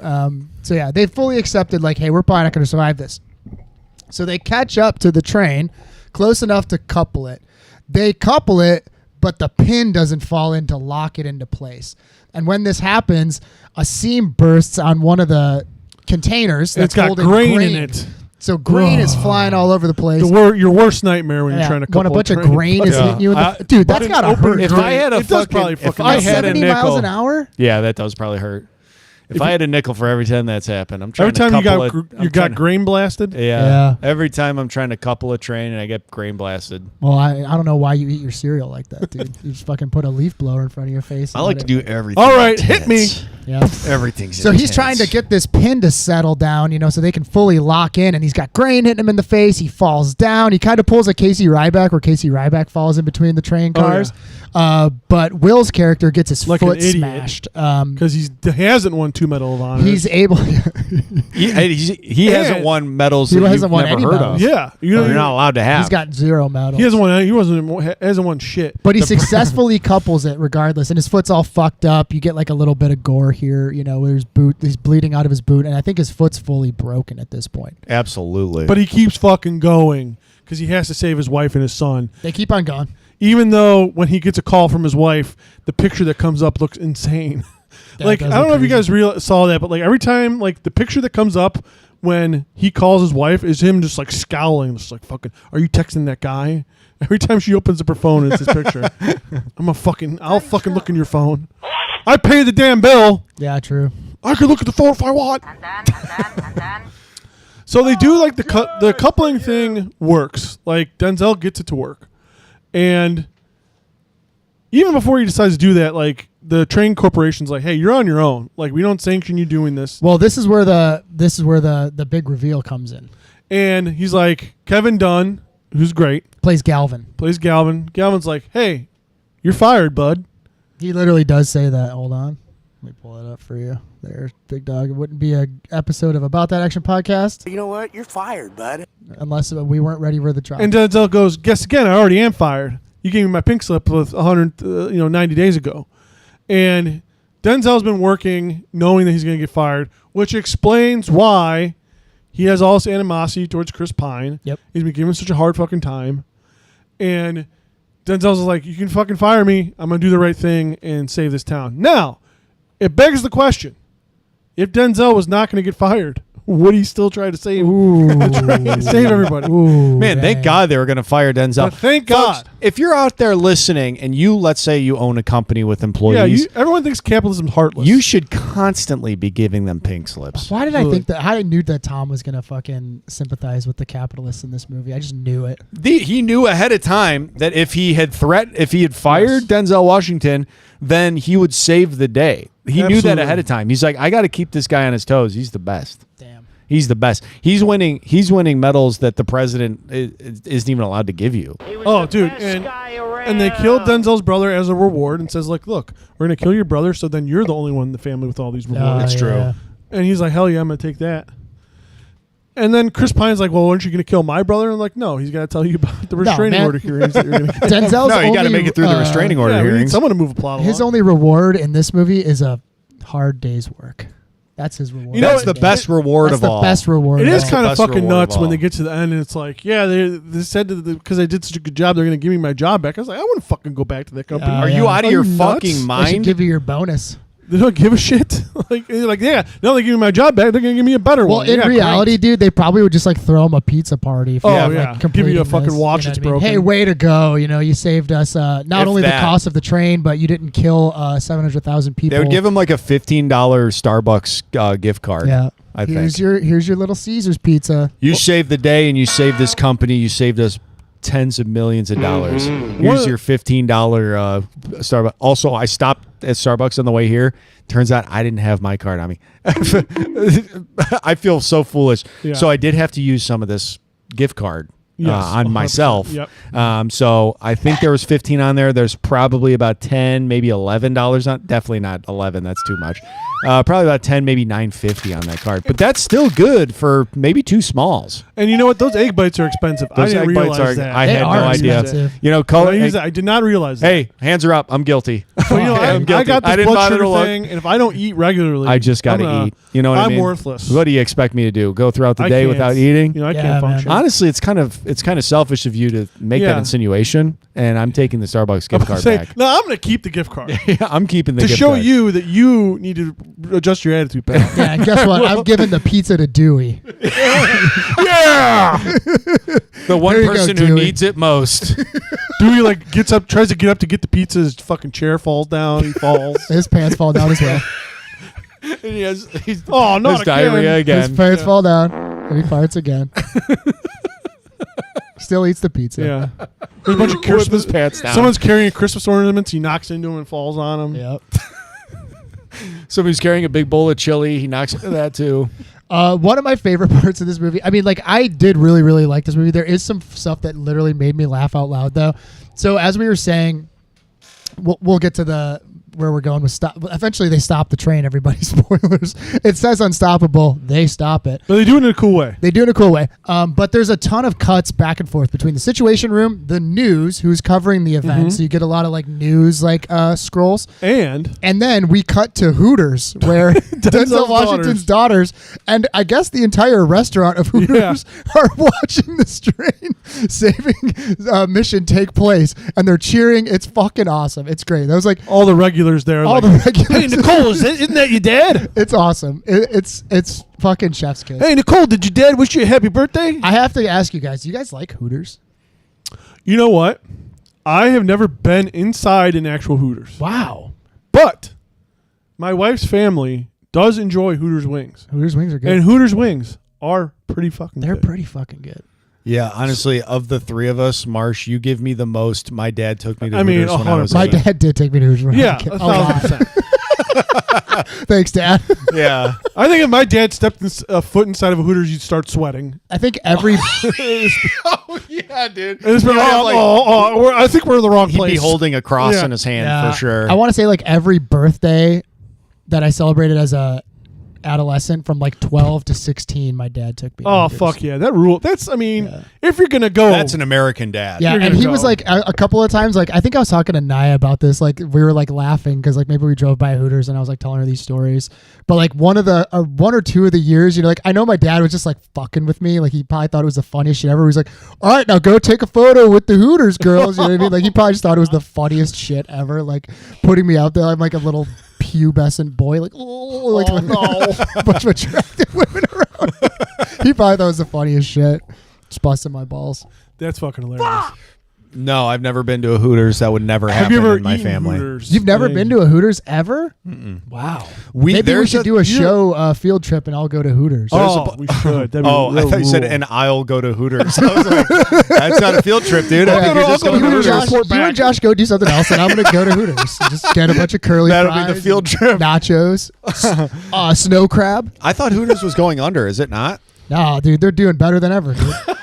They're back, dude. I hope Hooters is back. And There's you know a what? place. There's a place. I don't know if it must be a chain, but I've never really seen it anywhere else. But there's this place in Maryville, Indiana called Titters. Tilted Kilt. I think it's Oh, called. yeah, that's a- Tilted- that's a- yeah, Is that's a yeah, chain? that's a That's chain. another chain. You Fucking I've been Maryville's there, what and it's I feel called. like that's about the same thing. Yeah, I was a big Tilted Kilt goer in the like 2006 to 2012 range because they would show all the UFC pay-per-views. Oh yes. Okay, that rocks. makes sense. Yeah. I went one time and I was like, this is creepy. I don't know. I don't really.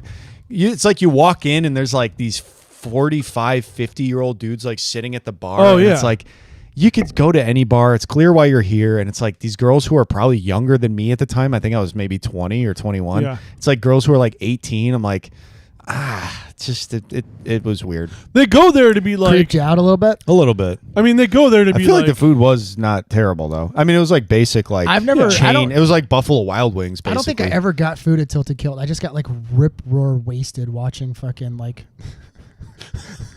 BJ Penn or something. watching BJ Penn beat the shit out of like. Man, that's the other thing you do there, though. Yeah, Yeah.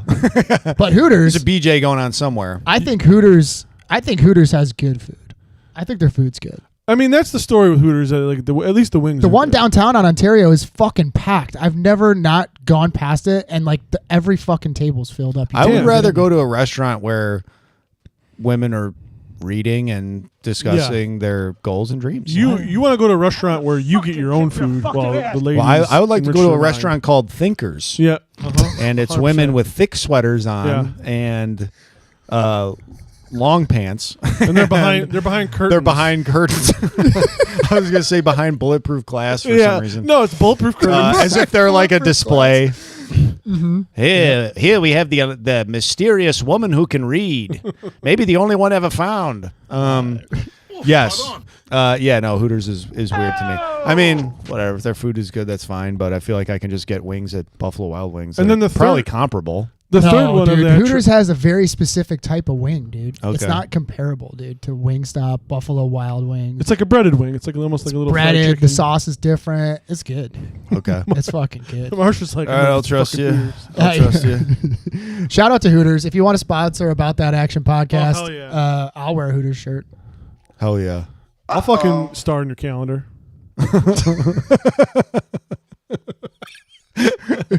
With like sauce all over Yeah. your face. Over your hands. Just like a pile of wet naps. My hands are still full Just of sauce. holding a fucking giant like tray of wings, dude. Somehow the more Fuck. That could wet be naps good, you use, dude. the worse your hands get. That could be awesome. That sounds awesome. Look what I got into. Marsh, you're in corporate America. Surely you know somebody that can make that arrangement. Yeah, I'll reach out to somebody. You're the closest to corporate America of the three of us. Somehow. Isn't that crazy? Guys, America, anything can happen to anybody. I don't know what you're talking about. And opportunities are endless in this country. And we stand for the flag. If you don't like it, we don't care. Hey, Brandy, here's that Leonard Skinner album I was talking about. Here, listen to it after your shift. I want you to have it. If you want, we could sit in my car and listen to it. This is real music. I actually got a funny Hooters anecdote now that I'm thinking about this. Please tell us. So, for the love of God, tell us. This would have been in I think me and Naya had been dating for maybe 2 years. We took a trip to Austin, Texas for this festival called the Fun Fest. And we went because that was the first Glenn Danzig doing Misfits songs. Oh, shit. I think it was in between 20. I'd have to look it up. And maybe we'll fucking, I don't know, listeners, if you know what I'm talking about. But Danzig was doing this whole thing where he's playing Misfits tunes. And I think Doyle was also playing guitar for him at the time. This is before they did the full blown Misfits reunion that recently took place. So we went to Austin, Texas for this festival, and Slayer played, and it was a really cool festival. It was there was a lot of hip hop there and indie rock, and they had to set all the stages were separated. So there was a metal stage, a punk stage, an indie stage, a hip hop stage, and it was an awesome festival. So Glenn Danzig comes out, he starts playing it, he was doing the Glenn Danzig roadshow. So he played some Danzig songs, he played some Sam Hain songs, and then he was going to finish it out with Misfits songs. So came out, played a couple Danzig songs, played some Sam Hain songs. I think he played one Misfits song, and then all the sound went off because he started late. And I guess he thought that they were gonna. It was a festival outdoors. Yeah. I guess he thought they were gonna keep it going. Yeah. But the festival promoters were no, we fucking can't. It's lame. So Danzig got booed off the stage. It's the whole thing. You can look this up. And we were boo! Everybody was pissed off. People were throwing shit at the stage, and we were fuck. We came here for this. We didn't get to see it. Yep. So all right, cool. Let's get completely fucking wasted. Me and my friend. Naya, it was 4 of us, me, my friend Naya, and then another good friend of mine. Naya and my one friend, they go back to the hotel. We're going to sleep. And me and my other buddy are well, let's go get drunk. We're in Austin, Texas, and let's go get drunk somewhere that we can walk to. So there was a Hooters across the street from our hotel. So we're wasted, dude. And we're drinking at Hooters. And they're showing old Pride FC videos on Hooters. Oh, that's sick. And I'm oh, dude, this Tom just fucking woke rocks. back up. Yeah, and I'm back wasted. up, dude. And I'm drunk, and I know my buddy does not know MMA at all. And I'm okay, well, they're showing reruns. It's not live. But my buddy thought that they were live. So I was all right, bro, I'll bet you $10 this dude wins this fight. And he's you're on, motherfucker. And I already knew who was going to win. And I did it to him 4 times. That so rocks. I was up $50. And I didn't tell him till the next day if I gave his money back. But it was I was just fucking in full blown troll mode. And I'm he's and you're so fucking wasted. And I remember him being dude, you're fucking good at this. Dude, you're fucking Biff. I'm dude, I was Biff with the sports almanac for sure, 100%. Was it this? It's like The Simpsons. You bet against the Harlem Globetrotters. I thought the Generals were due. God, what movie was it? Oh no, where that's somebody- Dirty Work. He's you Dirty Work. Chevy Chase's character is the doctor. That's you bet against Rocky. That's what it was. No, but there is a Simpsons bit because there's a scene of Krusty watching the game and he's he's spinning the ball, just grab it. Yeah, that's kind of. You bet against him. You know what's, but that you know what's happened funny? in Hooters. If you owe a loan shark a bunch of money and he cuts off your toe, you still owe him the money. That's one of the funniest fucking lines in comedy history. Is that from Dirty Work? Yeah. Yeah. Dirty Oh, Work, and not yeah. Dr. So-and-so. He died. Yeah, the bookies killed him. He's dead. Anyway, bye. I love that movie so much. Yeah, he's definitely fucking that dog. So actually, I think the end, kind of the very end sequence of them actually stopping the train, kind of really perfectly illustrates how well these action set pieces are set up. It's a little microcosm of how the whole movie works. So they couple to the train, and there's always some sort of problem that causes them to have to do some sort of action and also heightens the tension. So they couple to the train, but then Kevin Corrigan had already kind of said it, but then had told Denzel hey, you think you're gonna be able to couple and then slam on the brakes and stop the thing? It's not gonna work. Yeah. He's how do you know that? He's well, I'm just kind of this exposition genius, so I had to tell you, I did this calculations because I'm super smart, and it won't work. So you're gonna have to dynamic brake it. You're gonna have to brake, speed up, brake, speed up, brake, speed up. Then I was I bet you won't. I bet you I won't be able to. I won't have to do that. And then he couple, and he's oh yeah, I actually do have to do that. Yeah. So then he starts to do it, and it's kind of working but not working because the train is just so out of control that they have to like match the speed and then put on the brakes, match the speed, put on the brakes. So they do that and they get to a point where they are slowing down the train. So that's when Chris Pine goes out to like, oh, that's actually right before that. Yep. He goes, that's right before. So like, sorry. He goes The to grain stop side, the panel. grain train, like the grain car The explodes. grain train. Riding the grain riding the train. grain train. It's my favorite Kid Rock song. It's the grain.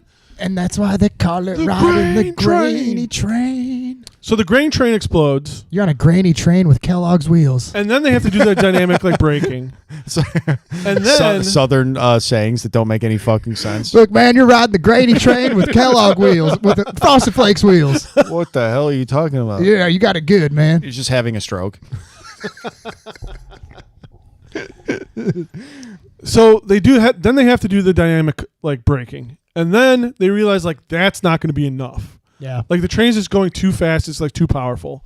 It's just too fucking. It hates the world so much. Its It wants to sexual kill energy humanity. is so out of And it's control. literally It's like, too fucking horned up. Yes, that is something I do want to talk about. So then Denzel decides I'm gonna fucking go out there. I'm gonna go train to train car, and I'm going to manually like turn these wheels and put the manual brakes on. yeah, which is each train fucking car has nuts. like a big wheel with manual. because the train's brakes going on like it. 70 miles per hour. He has to like he's running and jumping across these train cars, Yep. going car by car, which is then when the Hooters thing comes in, where Tom was saying like, what'd you say about how they're like watching the movie? Yeah, his daughters Like are watching it almost like it's more like a sporting event, Yeah. the way that they respond, rather Yeah, than yeah, them yeah. being like anxious or like, you know what I mean? Like, even if something good happened, Yeah, they're like, yeah, Dad. the way you respond, if you're They're like smiling the whole time. yeah, they're like smiling and like clapping and stuff. I'm like, ladies, they're fucking psychos.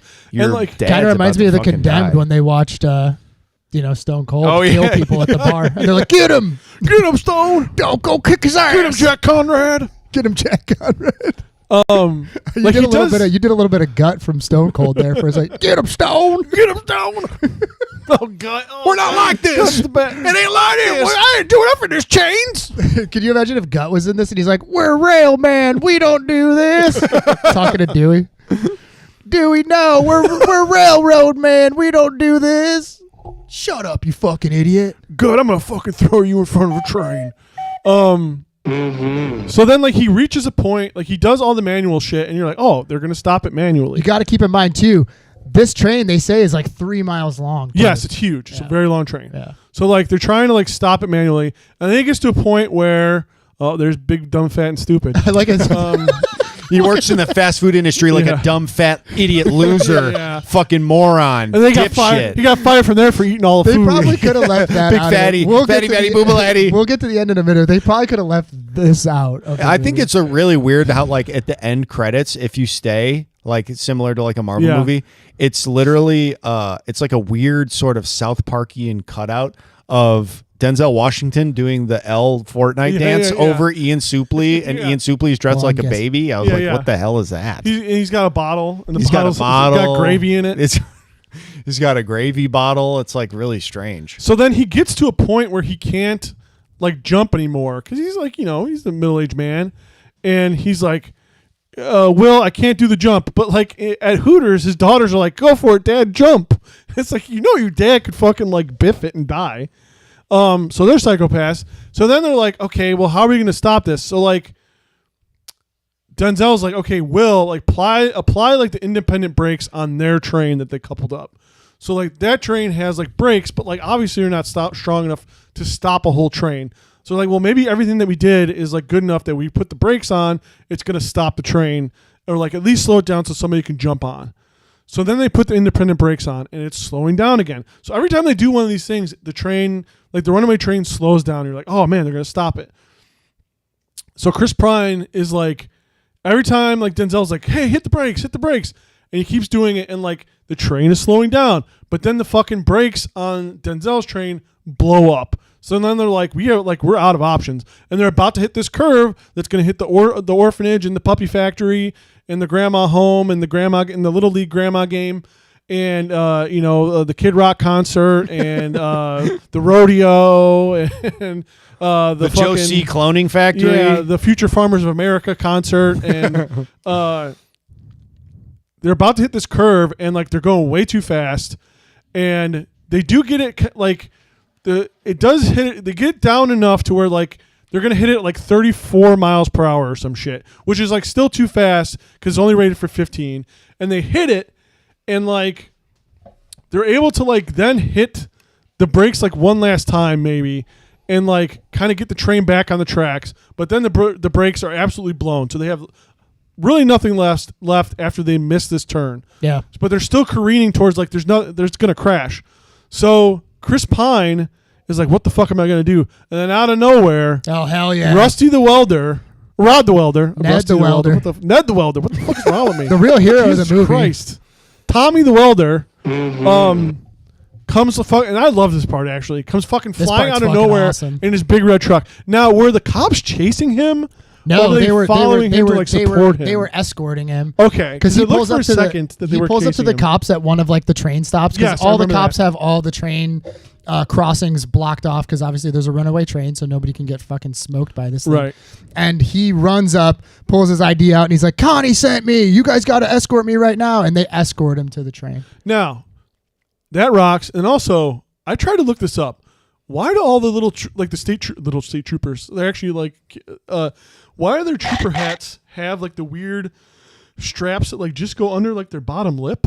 Did you guys see that? Yeah, it's like a weird drill sergeant thing. And I'm like, but is it I don't also know. a chin strap? They just like let it hang, and like, wouldn't that be like really awkward? Like I you're do talking know to someone like that just flapping. State, not like I thought you were regular. gonna say it's all about mostly about how you put on your hat. Yeah, it's mostly hat training. That's how to Mostly wear a hat hat stuff. well. Yeah, how you keep that thing on? How you keep that But thing it's on. boot camp for like It's like basically boot camp. Yeah, that's interesting because like you don't.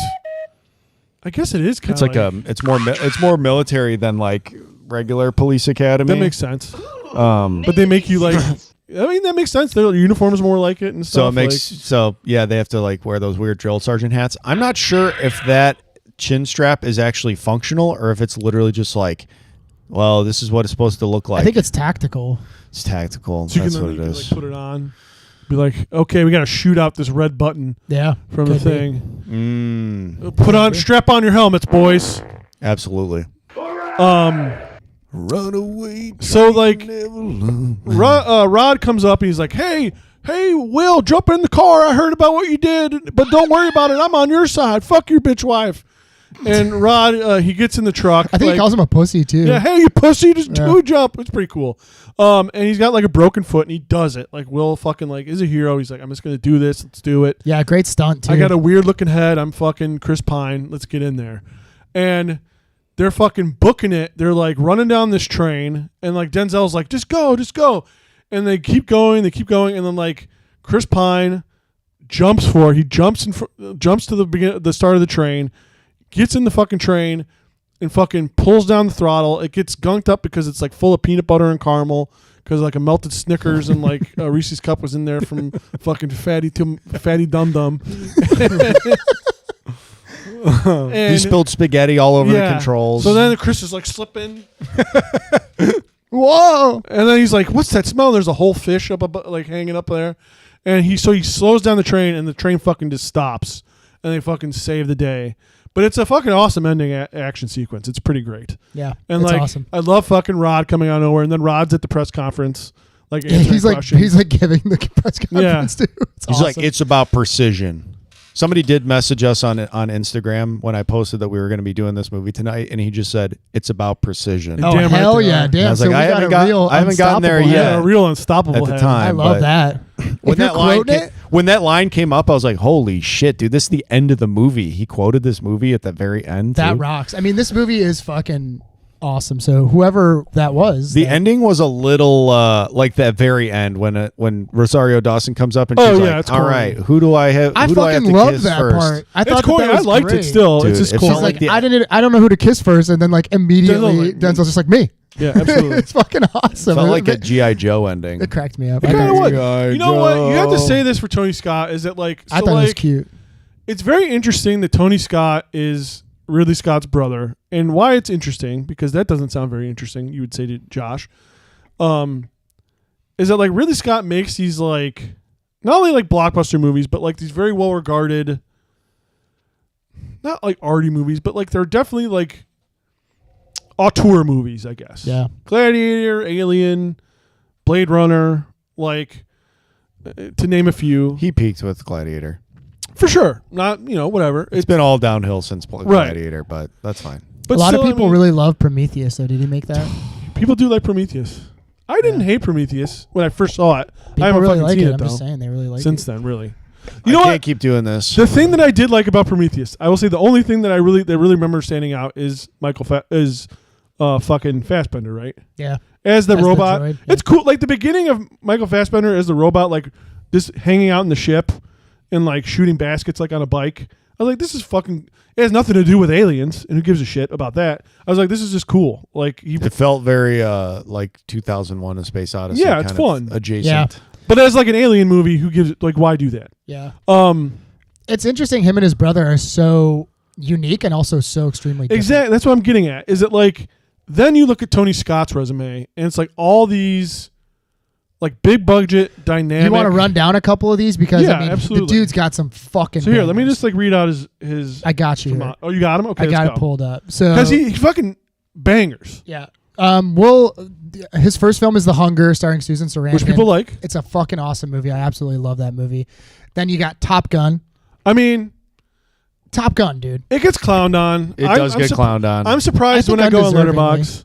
I think when I go on Letterboxd, I see people like dislike Top Gun as much as they do. But I'm realistically, just like, what the fuck? But man? I don't know. realistically, the only shit talking people have with Top Gun is like, isn't it kind of gay? It's like, I mean, maybe, but Yeah, it's Yeah, fine. sure. That's great. Who That's- cares? Either. It's absolutely. it's got great. planes in it, and planes are straight.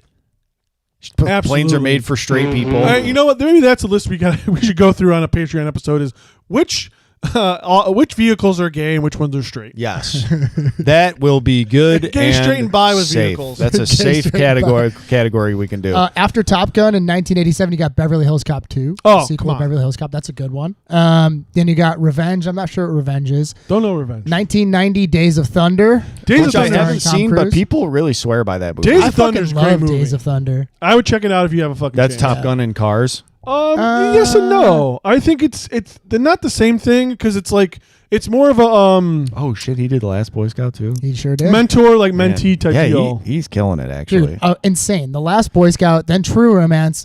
Great, I love True Romance. True Romance is a great film. No, I haven't seen True Romance, You've never seen True No, Romance? That's the one that's Wow. written by Quentin Tarantino. but it's worth the Um, watch, is what you're saying. And then you got his first it's great. Denzel It's movie really he good. does in 1995, Crimson Tide, Great which is a movie. fucking awesome movie. him and Hackman. You got The Fan in 1996 with Robert De Niro and Wesley Snipes. I like The Fan, directed by who's sang for Fred Durst. Oh, with Oh no, that's The Fanatic, I think. we got is a what that drop movie's from called, that, but I think, somewhere. We do. poo. Yes. I gotta poo. Yeah, and then 1998, you have Enemy of the State with Will Smith and Gene Hackman. I have not seen that movie in quite some time, but I remember liking it when it came out. Spy Game in 2001. I think that's with People like Brad Spy Pitt Game. and Yeah. Robert Redford. Yeah, people like Spy Game. Yep. 2004, Man on Fire. Oh, goated. Man of Fire rules. That's his the second Denzel collaboration. Yep. Maybe you could argue his best probably. Yep. Fucking rules. Denzel as Creasy is awesome. Yeah. I will say one thing is that he like the beginning of Man on Fire and like the beginning of this movie where they do like the frame rate variability where it's Yeah. kind of like fast paced but like blurry kind of. He's known for that. He does that in all of his movies. He does. I was gonna He- say that kind of stuff felt very of the time of like 2010. The like Yeah, for they do sure. a lot of like quick pans That's and like his thing. live That's panning his thing, and, especially like the very like vivid colors too, or where like some things look a little bit grainy and then other things pop out. Like that's Tony Scott like 101. And he's done music videos and stuff. I think he's like Yeah. incorporated a lot of stuff, which is like again keep going, Marsh. no worries. I'll wrap And then up. 2005, you have Domino. That's have a not Keira seen. Knightley vehicle with Mickey Rourke, friend But I of the think podcast. people like that movie. I haven't seen it. It's about bounty hunters. You got 2006 Deja Vu with Another Denzel. Denzel back again. I have not seen that one. It's probably pretty good.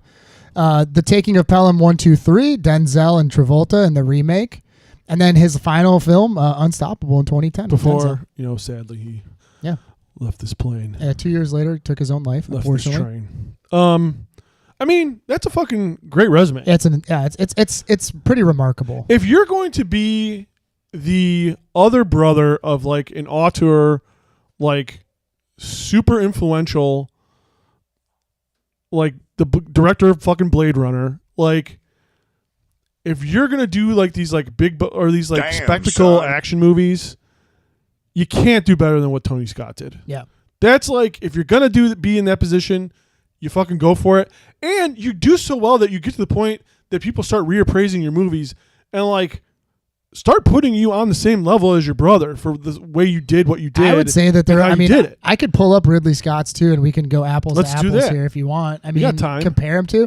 I just want to say, like, I think in this podcast, like looking at this list of movies we just went over, I don't think there's ever going to be another director that's done so many movies that we would cover on this podcast. Absolutely not. He I might think- he might have the most. And honestly, all these movies, from what, like, just anecdotally, like, just osmosis of what people think of these movies, Yeah. I don't think there's one you named where people are like, that fucking sucks. No. These are at least movies that people are like, hey, this is actually not, this is a good, fine watch. You're watching it and you're Yeah, enjoying it. absolutely. Yeah. I mean, and even too, like a little peek behind the curtain, The Taking of Pelham 1, 2, 3 was the remake was one of our selections. I think that was my selection for the heist block, and then we changed it. Yes. Damn. Well, we got to fucking put it back on. Yeah, because I think it wasn't streaming anywhere. Hey, but Scott, we should do the Scott block. We could do like Scott versus Scott. Yeah. 4 movies, maybe. Dude, that rocks. Let's 2 do from it. Tony, 2 from Ridley. Oh, fuck. That rocks. Let's do that. We're putting it on there. We could. You want to pull up Ridley, Big Dog, and go over let's his do it. We're doing it filmography right there? now. So, Tony is Ridley's younger brother, which even more so is just like, your fucking big brother's Ridley Scott, and you're like, fuck it, I'm just going to make these fucking baller-ass movies. Okay, so... And tonally so different. very different. Like, not... I mean, I guess if you're going to talk, like we talked about Disclosure Day, like art in the sort of venue of art that you do, like excelling at it, you know what I mean? Like...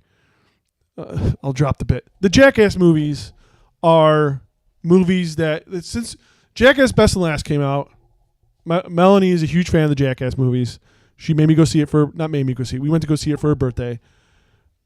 It's a great movie. I suggest people, if you like Jackass, go see those movies. Go see this movie. Worth the price of admission to seeing Johnny Knoxville like get emotional when he's asked if like this is the last one. Like, it's a very like bittersweet, like good ending to the series. Maybe not the best movie Yeah. in the whole series. We watched fucking Jackass Forever yesterday. That might be my favorite one. Jackass Forever is pretty good. I think Jackass 2 is my favorite. Jackass 2 is also the one that the Jackass guys from interviews and stuff that I've like listened to. That's the one they like the most. Yeah. That's the one where they're saying like everyone was like really running on like in full gear. They were all on fire.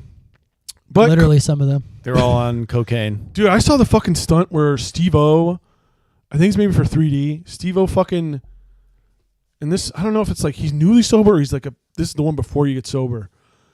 He fucking lights, it's called like the fire gauntlet. And he Yes.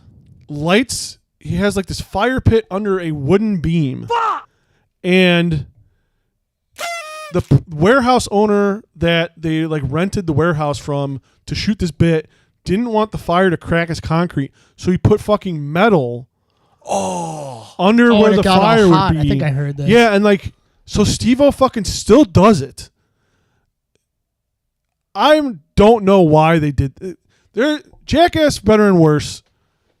There's fucking amazing things about it, and there's also things about it where you're just like, Jeff Tremaine probably should have been like, hey, fucking, we're not going to do this one. For sure. Like, this is just not safe. And not safe in like the maybe it's not safe fun way.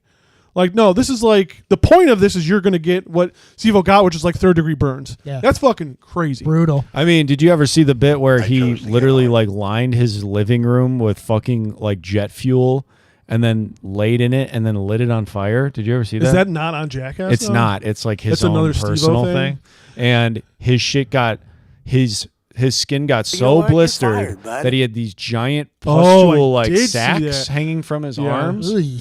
And he was at a live show and he asked somebody he was like, who here is a nurse or like a doctor? I have all these fucking weird pustule things. And this guy goes, I'm a nurse, I can help you.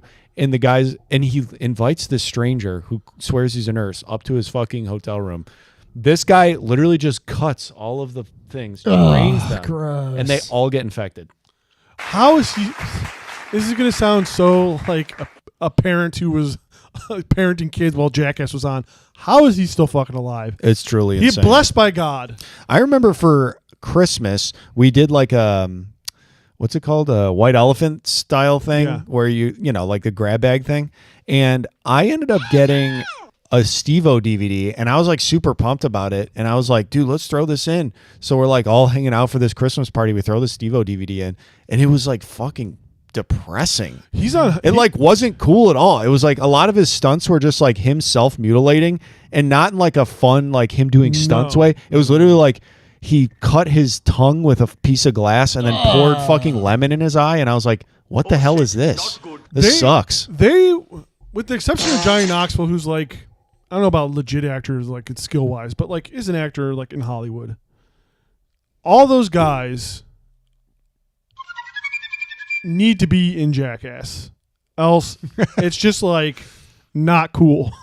Like he's on Hot Ones, and like I remember watching that Hot One. I was very stoned, and like he ends Hot Ones by like pouring hot sauce in his eye for like no reason. And I'm like, you don't need to do that.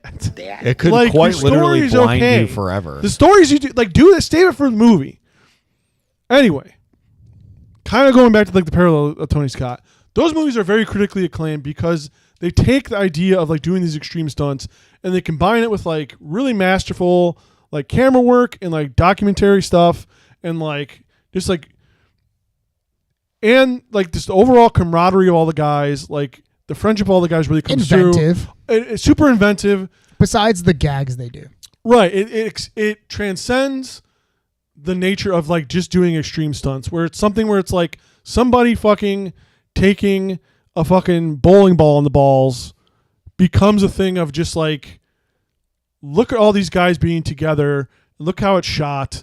Like, it's just like, look at the commitment to the bit. It becomes like more, it becomes greater than the sum of its parts.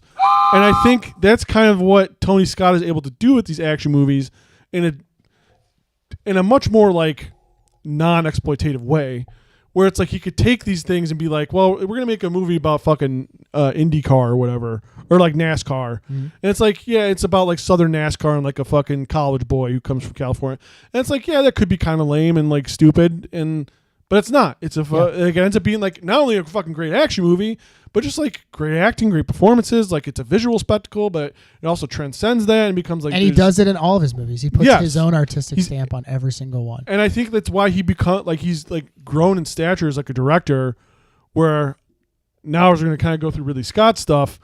Ridley Scott may have like fallen because it's like, I don't know if Tony Scott kept getting better, but it seemed like he at least like knew what he was doing and like was very committed to what he had a vision of. Yeah. And had like at least a unique perspective and applied it to these movies that don't necessarily need a unique perspective. Well, dude, like if you want to use Top Gun as the example, and a lot of people like will remember that one, and it's a memed movie, and it's got a lot of people talking about a lot of things about it. Regardless of all that, some of the scenes that Tony Scott films in that movie that are filmed at like twilight hour on the ship. Oh with the, man, beautiful. with the aircraft carriers taking, especially that opening montage. dude, it's crazy. Like Yeah. it looks amazing. It looks so good. And I think in anybody else's hands, it just would have been another corny fucking, airplane action movie. He somehow made it. It didn't deserve like the sequences of Tom Cruise riding his motorcycle as the sun is setting. Yeah. Like it just looks The fist fucking pump. amazing. It looks great. And I think speaking to that is like, I think a lot of those movies, like I think this is a thing. I think this is a compliment to Tony Scott. If you take Top Gun in a vacuum, Top Gun could be made by like any director. Yeah. Because Top Gun's not necessarily like the most unique idea. It's like we're gonna make a movie about fighter pilots, right? Yeah. But then you put Tony Scott at the helm, and it becomes a different thing. It becomes this like memorable movie that people just fucking love. And even if you clown on it, it's still in the zeitgeist so hard. I mean, feel the need for speed. Fucking, I'll be your wingman anytime. Like all that shit is in American culture so deeply, and in movie culture so deeply, and it's just crazy that he's able to do that. Yeah. I mean, and going back to things we've brought up on the podcast, we pine for the days when chances were taken. And I was thinking about this with this movie in particular. In 2010, this really might have been the end of like an era where a Hollywood studio is going to give you X amount of dollars to make a movie about, to make this like movie. a runaway train. You know what I it's not mean? gonna Like, happen. and like we pine for the days where a director with a vision could get a script like Crimson Tide or even Beverly Hills Cop 2 and put their own sort of little stamp on it, their own little artistic, what they think that this should look like, and make these amazing movies. And everything now is so similar and like follows trends. Or it has to be financially safe. Yeah, and like there's really also no like we're getting a significant lack of like creative what's the word how do I want to phrase this? Like there's very few directors now where you could say, "Oh man, you couldn't say that's a Tony Scott film anymore," right? Like there's directors that are doing creative things, but like, and it's very few and far between. Whereas like in 1990, like we could probably look up all the movies that came out in 1990s. There's probably a fucking shitload of action movies, but it's like this is a Tony Scott action movie. Now we're looking at it differently, I guess. But I think like what you're saying about like making a train movie now, it would have to be directed by like Denis Villeneuve. He would have to sign on before like the script's even written. He would have to sign on fucking like, and he'd probably do a great job. Javier Bardem would have to sign on, like like Emily Blunt would have to sign on, like just like A-list actors where it's like now they're like, okay, we're safe because this will make an X amount of money. Yeah. But you couldn't just be like, hey, we need something to fucking fill out the summer like film schedule. Let's give Tony Scott the money to make this train movie. Yeah. Like it rocks. So Ridley Scott, we'll just kind of jump through like, so he starts out with The Duelist, which isn't that Harvey Keitel and like David Carradine? I'm not familiar with Anyway. that film. Then he does Alien, which, awesome. And then Blade Runner. Then he does Legend. Someone to Watch Over Me, don't know it. Black Rain, which is fucking Michael Douglas. I fucking love that movie. I need to watch Black Rain. Black Rain's good. Then he starts hitting like kind of a heater with Thelma and Louise. 1492, not necessarily. Well, it's called G.I. Jane, which was huge. G.I. Jane, I don't know if I just watched too much TV back in the day. It felt like G.I. Jane was fucking everywhere when that fucking movie came out. Dude, It was a big deal. G.I. Jane was a big movie. I feel like just the idea that like they're like a beautiful woman shaved her head. Yeah. And it's like fucking Emma Stone just did in Begonia, and it was like people were like, hey, you had to shave your head, and she was like, yeah, I did a movie. Yeah. But back then he does Gladiator, Hannibal, which I like Hannibal a lot, actually. Hannibal's good. I think it's good. Black Hawk Down, huge movie. that Oh movie. shit! I didn't realize he did that. Matchstick Men, which I have not seen. Oh wait, no, maybe I have seen that. That's with Nick Cage? Nicolas Cage, Yeah, no, I have seen that. Nick Cage and fucking Sam Rockwell. That's good. Kingdom of Heaven. I watched this in a weird point in my life. I wasn't a huge fan. I think people do like it. People are coming around on this movie. I've seen this movie talked about a lot, and I saw that it's getting like a big director's cut re-release. Because I Interesting. guess it was heavily cut when it came out in 2005, but it's all over my Instagram feed. That's people interesting. talking about this movie. Yeah, I watched it for like, shout out super listener Chris Rice. Chris and I were doing like a movie watch like group like around the pandemic, and I watched this one day, and it was just caught me on the wrong day, and I was like, fuck Okay, this. got And it. not like a terrible movie though. He does A Good Year, never heard of it. American Gangster, Body of Lies, Robin Hood, Prometheus, and then I think this is where it starts to fucking kind of like shit the bed. The Martian's good. I love The Martian. The Martian is good. Alien Covenant, All the Money in the World, The Last Duel, which I think people were mixed on. House of Gucci. I heard that when The Last Duel came out, no one saw it. It made like no money. Well, this was like a COVID.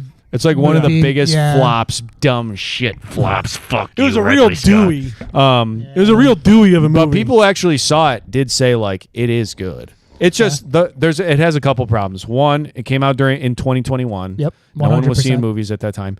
Two, Matt Damon's hair in the movie. I think his hair looks pretty badass. No, it doesn't. Yeah, and you dude. don't actually think that. I think it looks good. You don't think that. I'm gonna pull it up right now. You think that Dennis Tom, the calm Menace down. fucking like, Calm down, Tom. dude? You do not think You know that what he's shit is doing? cool. You do not think that Just shit calm is cool. down. Let's take a look at it. House of Gucci. Dude, it looks good, dude. You know what haircut he has? He has what's the guy from Blade 2 that we liked so much? He has Theo Von's hair. He looks like Theo Von. No, he looks good. Yes, he looks like badass, Theo dude. Von. Marsh, please take the time to put a side by side of him and Theo Von. I mean, I guess it doesn't really matter because nobody's watching the live stream anyway. But I'm telling you, dude, he looks like Theo Von. What the fuck is the guy's name from the Blood Pack that we all thought looked badass? The dude from the Blood Pack. Yeah, from Blade 2. Oh, I know who you're talking about. He had Not the mesh Chupa. shirt on. Yeah, the mesh shirt, Chupa. jacked. Chupa. Chupa. Yeah, he's got Chupa. Chupa hair from the Blood Pack, dude. He's got Chupa hair, dude. That's Chupa. He goes in there and he's like, Matt Damon's like, Come first on, day. dude. Tom, that looks fucking cool, dude. No, Matt Damon's first day of like costume and wardrobe. He's like, look, maybe it's okay. Ben Affleck too. Does Ben Affleck in that movie? And Yes. does he look fucking stupid? Look up a Adam picture. Driver. Look at a picture of Ben Affleck. Matt Damon's in the trailer. He's like, look, this is kind of a deep pull, but here's what I'm thinking inspiration wise. Yeah, Ben Affleck's hair is looking a Blade little. 2 in the Blood Pack? No, who's your favorite member? No, instead of saying that, he goes, hey, Oh, who's your favorite it member of might the Blood be. Pack? It might be him. yeah. He looks like That's he looks rough. like a character from Zoolander. Yeah, he His looks. jacket's crazy too. Yeah, he actually. does look like he's straight out of Zoolander for sure. All right. So then he does Napoleon, which I think was pretty well received. Gladiator 2, The Dog Stars. Look, I don't think let me take it back. I don't think he shit the bed, but it wasn't the same critical, like, I think I mean, dude, stature-wise, it definitely took Alien a hit. and Blade Runner changed Right. movies. Going from that to, forever. you know, I mean, Alien is The Last widely Duel. considered, and rightfully so, one of the best horror movies ever made. I mean, everybody's seen it. Everybody's heard of it. It's a literal cultural phenomenon, like icon. Everybody knows what the xenomorph is. Period. And then Well, can I be devil's advocate here right now? Marsh doesn't know what the xenomorph is. No, I don't. What is that again? A lot of people. Okay, so is Alien good because of Ridley Scott, or is Alien good because of H.R. Giger? The story that was not written by Ridley Scott, the cast, which was not casted by Ridley Scott. Like, was Sure. it good because he directed it, or was it good because of all the other parts that came with it? I can't answer that. I honestly, I'm going to level with you. I never understand where we draw the line as far as considering it a director's work, because Right, it's like for sure. because Alien, that's a good point. Like the sets are incredible. The setting is incredible. The art, again, H.R. Giger. Without those things, it is just another science fiction movie with a monster. Mm-hmm. So you're right about that, but it's like, how much input does the director have in those things? For sure. You know, it's his vision. So if they made the set and he's like, I don't like it, then they're not going to do it. Well, I think maybe this is closer to like getting the answers. Like, It is also his second movie though too, so it's like he's not Ridley Scott yet. no, but I think the idea he was right after that, though. Yeah. the idea of no one of those pieces outshining the others in a demonstrative way lends itself to being like, well, Ridley Scott put this whole thing together and it shines because of him. Because like there could be a movie where you're like, I don't know, the acting kind of sucked, but at least like the sets and the world build, like the visual world building Yeah. are so great. And they're like, well, Pacific no, Rim. like the fuck, yeah, exactly.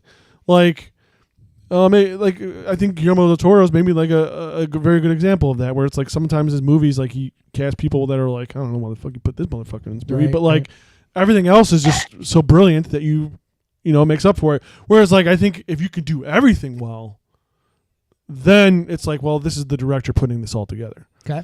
Yeah. I would say, I mean, you know, I don't know. I don't have a dog in that fight, but I would say probably it's Ridley Yeah, Scott. I'm just curious. I just wanted to bring that up. I mean, and I getting mean, the most out of everything. he's definitely is put the his. act- is He's the director, definitely I think. done some amazing movies. Man, there's no doubt about it. I look at his filmography.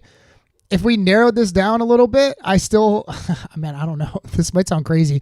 I think Tony Scott has a better filmography than Hey, his brother does. You know what, brother? If you're asking me which Scott brother, his movies. Tom looks like he's about to fucking. I was just explode thinking. right now. I was just like, do we have to clip this and make like a Rage bait? Marsh said what about Ridley Scott? And it's literally just you saying that one. The clip is only 15 seconds long. It's just you saying that. I mean, and it's just you sitting like, Mr. Beast is in Yeah. the corner somewhere. We'll put him somewhere in aside the from thumbnail. Alien, Blade Runner, and Thelma and Louise.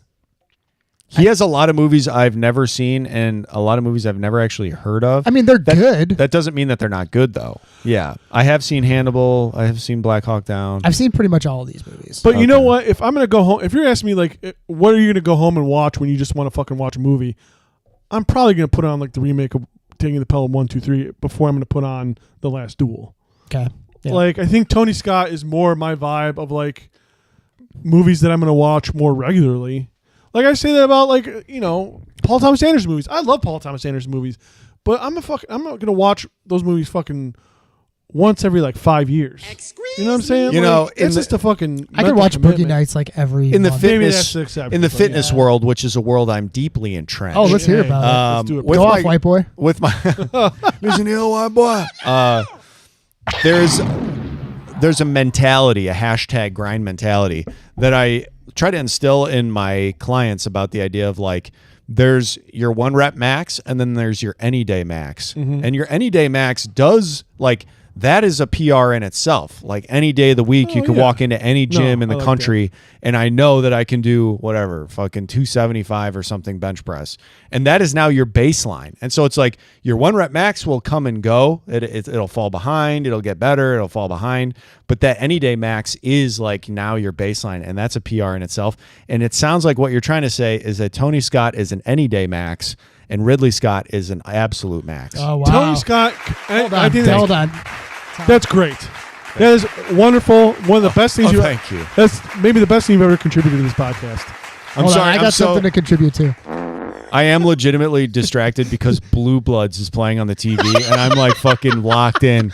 I didn't talk. Selleck. Well, I'm gonna time how long I did not talk on this it's episode, crazy. and it's literally because I'm watching Blue Bloods on the Marsh and TV. I are like talking about like Tony Scott and like going on like film discussion. I'm like, is Tom bored? Like, does he It's hate like, what's us? just going on watching with Blue Blue Bloods, Bloods? dude. It's like, dude, honestly, fucking Tom Stick Selleck around for and I'm like, Tom's, damn, Tom shit. Selleck's still around. That's crazy. He looks like my uncle. I mean, that's all the things that I was thinking. Tom's breakdown of Blue Bloods coming And soon there's to a part Patreon. where Donnie Wahlberg like beats up a fucking guy to get information on where this little girl is that he kidnapped, which he did kidnap a girl, but I was still like, well, I mean, he fucking beat the shit out of him for a confession. That's got to be that. I mean, the guy's gonna like get off or something. Well, I'm not gonna lie. I'm I don't watching know. them all. You know, they're all the Blue Bloods are all sitting at the table eating. It looks like some pot roast or His something. name's Looks Donnie pretty, Blue pretty Blood. good.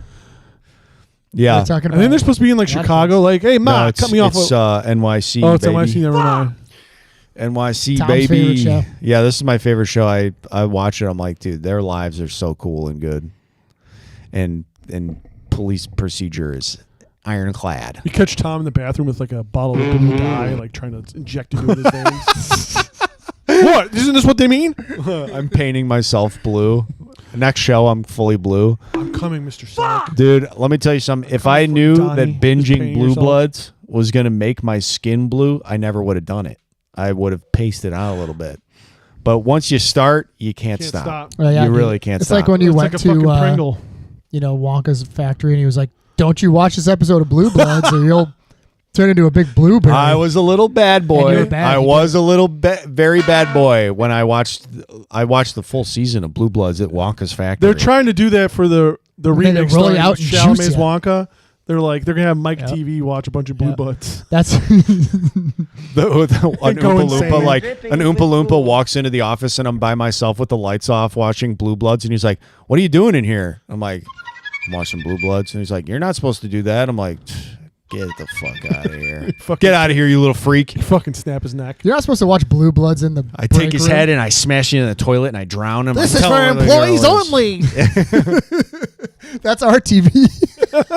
No, that's not part of it. I wander into the break room and it's all the Oompa Loompas, and I'm like, "Yo, does this thing get Blue Bloods?" I'm like tapping the screen. They can't touch it; it's too high. It's been the same channel for like the last 100 years. It's like Oompa Loompa News. It's like Oompa Loompa News. We're And I'm trying like, to watch no, the Kid it's- Rock concert. In Oopaland today, a train goes out of control. And I'm like, "Does this thing get Blue Bloods?" I'm behind. I'm Hey, an you- episode behind. You I know like how you're it just goes. sitting in the break room with like your feet on the table. I throw Blue Bloods on. Hey, You're Oompa. supposed to be on the tour. No, this is cooler. Catching you're- up on Blue Bloods is more important to me than licking a wall. These fucking chairs I'm are not gonna lie. tiny. How do you guys sit in these things? Yeah, my grandpa's dead, dude, so he's not with me. Yeah, I came here by myself to watch Blue Bloods. I broke into Wonka's factory to watch Blue Bloods because he has cable. Where's your grandpa? Grandpa. I got the golden ticket, bitch. I came by myself. Hey, fuck you. I do whatever I want with this golden ticket. If I want to watch Blue Bloods, I'm going to watch Blue Bloods. Wonka. Getting the Wonka golden ticket just to sit and watch Blue Bloods in the break room. Tom, don't you want the factory? No. No, I'm good. We have gobstoppers that are everlasting. Save it. It's getting yours. Sounds You pretty know. fucking stupid. Why don't you throw Blue Bloods on? You get in the glass elevator and Wonka's like, you can go anywhere you want. And you go to the fucking set of Blue Bloods. Not even. I go back to the break room to watch Blue Bloods on a 10-inch TV. Mr. Wonka, he's back again. We can't get rid of this guy.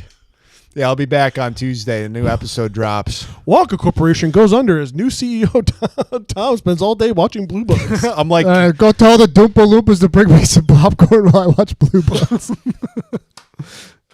no, not the shit from that weird forest room. Just tell him to pop some.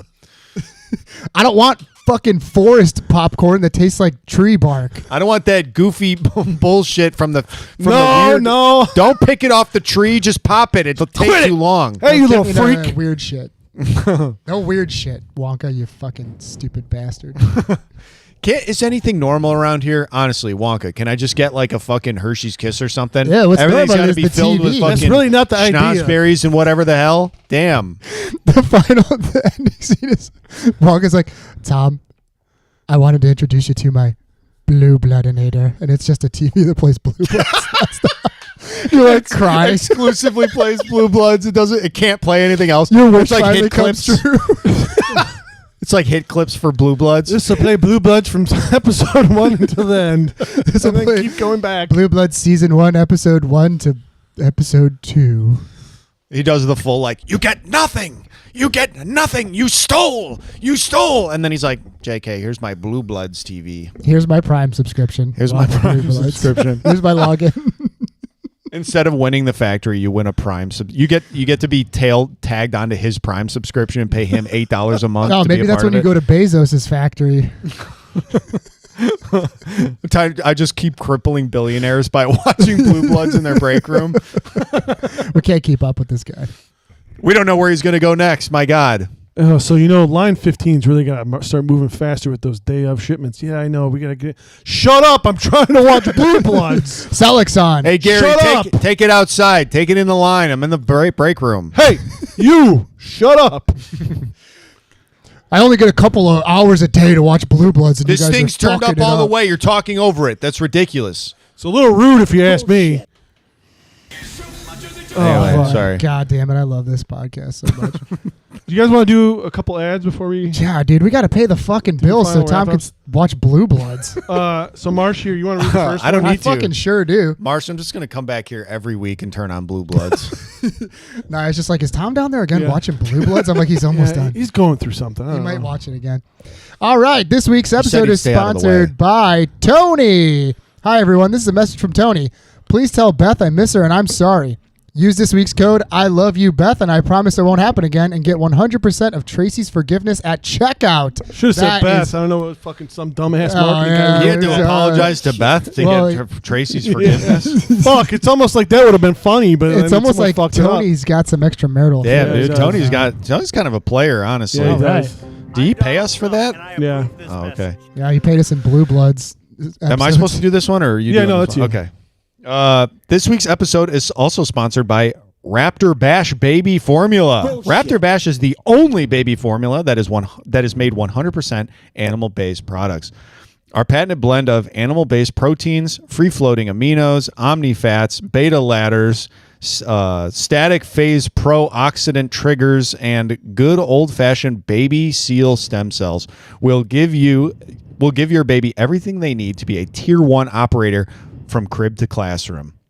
Research shows that Baby Bash fed babies walk sooner than other babies, and they'll be able to compete in the Murph by 18 months old. 18 months old. That's Completing a crazy. Murph at 18 months is nuts. That's unbelievable, Have you- actually. People don't know what the Murph is Listen like. in, CrossFitters. This is fucking crazy. This one's for you, CrossFitters. This one's for you, Craig Mitchell. If you're ever on the show, we'll get you our free sample of Raptor Bash.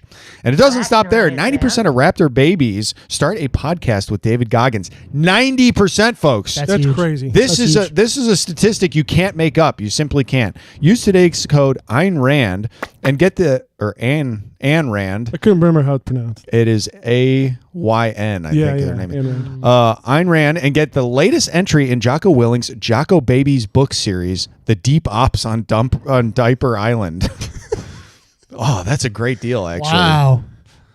I heard that it's critically acclaimed too. It's literally like, you know, I don't know if your parents ever read to you. We had like Good Night Moon. We had The Berenstein Bears. I Love You Tomorrow, and now we have the Tier 1 operators of Diaper Island. Yeah, Deep Ops on Diaper Island from the Jocko Babies book series. Yeah.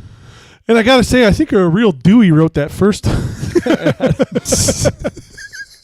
It's almost like his fucking fat, stupid, greasy fingers slipped on. There's somehow sauce in the screen, and when you scroll down, it goes up too. It's like in the. It's hard to explain. It's like it's nuts. Man. In the It's like text a lava itself. lamp. Yeah, It's like in the text the itself. computer's pulsing. Yeah, it's really incredible. Fucking A. So thank you so much for our sponsors, Tony. Thank you so much for our sponsors, Thank you, Tony. Raptor Baby Formula, Thank you, Raptor Baby Formula. Raptor Bash, baby Raptor formula. Bash Baby Thank you, Formula. Raptor Bash Baby Formula. I will definitely be drinking that. Yeah, I'm gonna drink it. It's for I'm gonna babies, drink but it. I'm gonna drink it Fuck it. anyway It's as an probably good adult. for Maybe you. I'll be able to actually do the Murph too if I drink it. Yeah, if you dream Next it, you year. can do it. All right. Do we want to? Yeah, let's wrap it up. Summarize. Let's wrap this up in a nice tight fucking bow and not be fucking loosey goosey, shitty. You know, tying our shoes like a bunch of fucking idiots. That's right. We're at 2 hours and 15 minutes. This is one of the longest ones we've done so far. What about the book that Jocko Willink wrote? How to not tie your shoes like a fucking idiot. That's a bestseller. Every Navy SEAL becomes a bestseller. Actually, I saw like a YouTube short of him like talking to he's in like a gym with a bunch of kids. He's like, okay, you want to be a warrior kid? You gotta be real nice to everybody. You gotta work out. You gotta eat clean. You gotta be nice to people, and then you could be a warrior. You're not born a warrior. You gotta become a warrior kid. I'm like, fuck, we're fucking trickling down this stupid tier 1 operator bullshit to kids. Hell yeah. You know what? Actually, you just saying that fucking resonated hard with me, dude, and I'm sold. March in the back of the class like, yeah. I refuse to be nice to people. Dude, you're one of the nicest people I've ever met. I know, but I refuse. I refuse. I'm sorry, Blue Bloods is still on. Yeah, I'm zoning really hard because honestly, I'm looking at Tom Selleck wearing that like knit hat, and I'm like, it's not even over his ears. Yeah, That's what's how I How wear his my ears are hat, cool. dude. I That's know how it I never wear my made. It hat. literally doesn't make any sense to me. It's a fashion statement, dude, Yeah, but I think it's supposed to be useful, and it's not because he's not over his ears. Who's got a better mustache right now, me or Tom Selleck? I mean, you can't Probably beat Tom. you. Tom Selleck is the Iconic gold standard. mustache. Yeah, It's the gold standard. It's him and Don Fry. You're not wrong. Yeah. Yeah. Like honestly, I think about like, man, if they made a movie. Did you guys ever watch or read the Dark Knight Returns comic? Yes. Dude, tell me either Tom Selleck or Don Fry wouldn't be awesome as old Batman. Go fuck yourself. Oh yeah. Man, that would be like the perfect casting. Don Fry would be fucking dope. I mean, if we're talking, Don Fry would be cool. You need no acting ability. Dude, Don Fry. the problem is though, like Don Fry's voice is just not. It doesn't match his body. Isn't it at like all. really high? Yeah, he's really nasally. No, he's got like, a real gravelly voice. Oh. Oh wait, no, I'm sorry. I'm thinking of I'm thinking of Dan Severn. Oh, okay. Yeah, Dan Severn has a high voice. Yeah, Don Fry's perfect. Yeah, he literally sounds like he was gargling fucking flaming gasoline all the time. Hell yeah.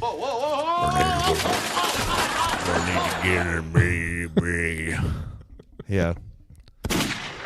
Don Fry. Don Fry was in movies. Hey, James Gunn, he Don was Fry an for actor. Batman. He's in a Godzilla movie. We talked about We it. really need to watch that Godzilla movie. Yeah. He was also in a Rob Schneider movie.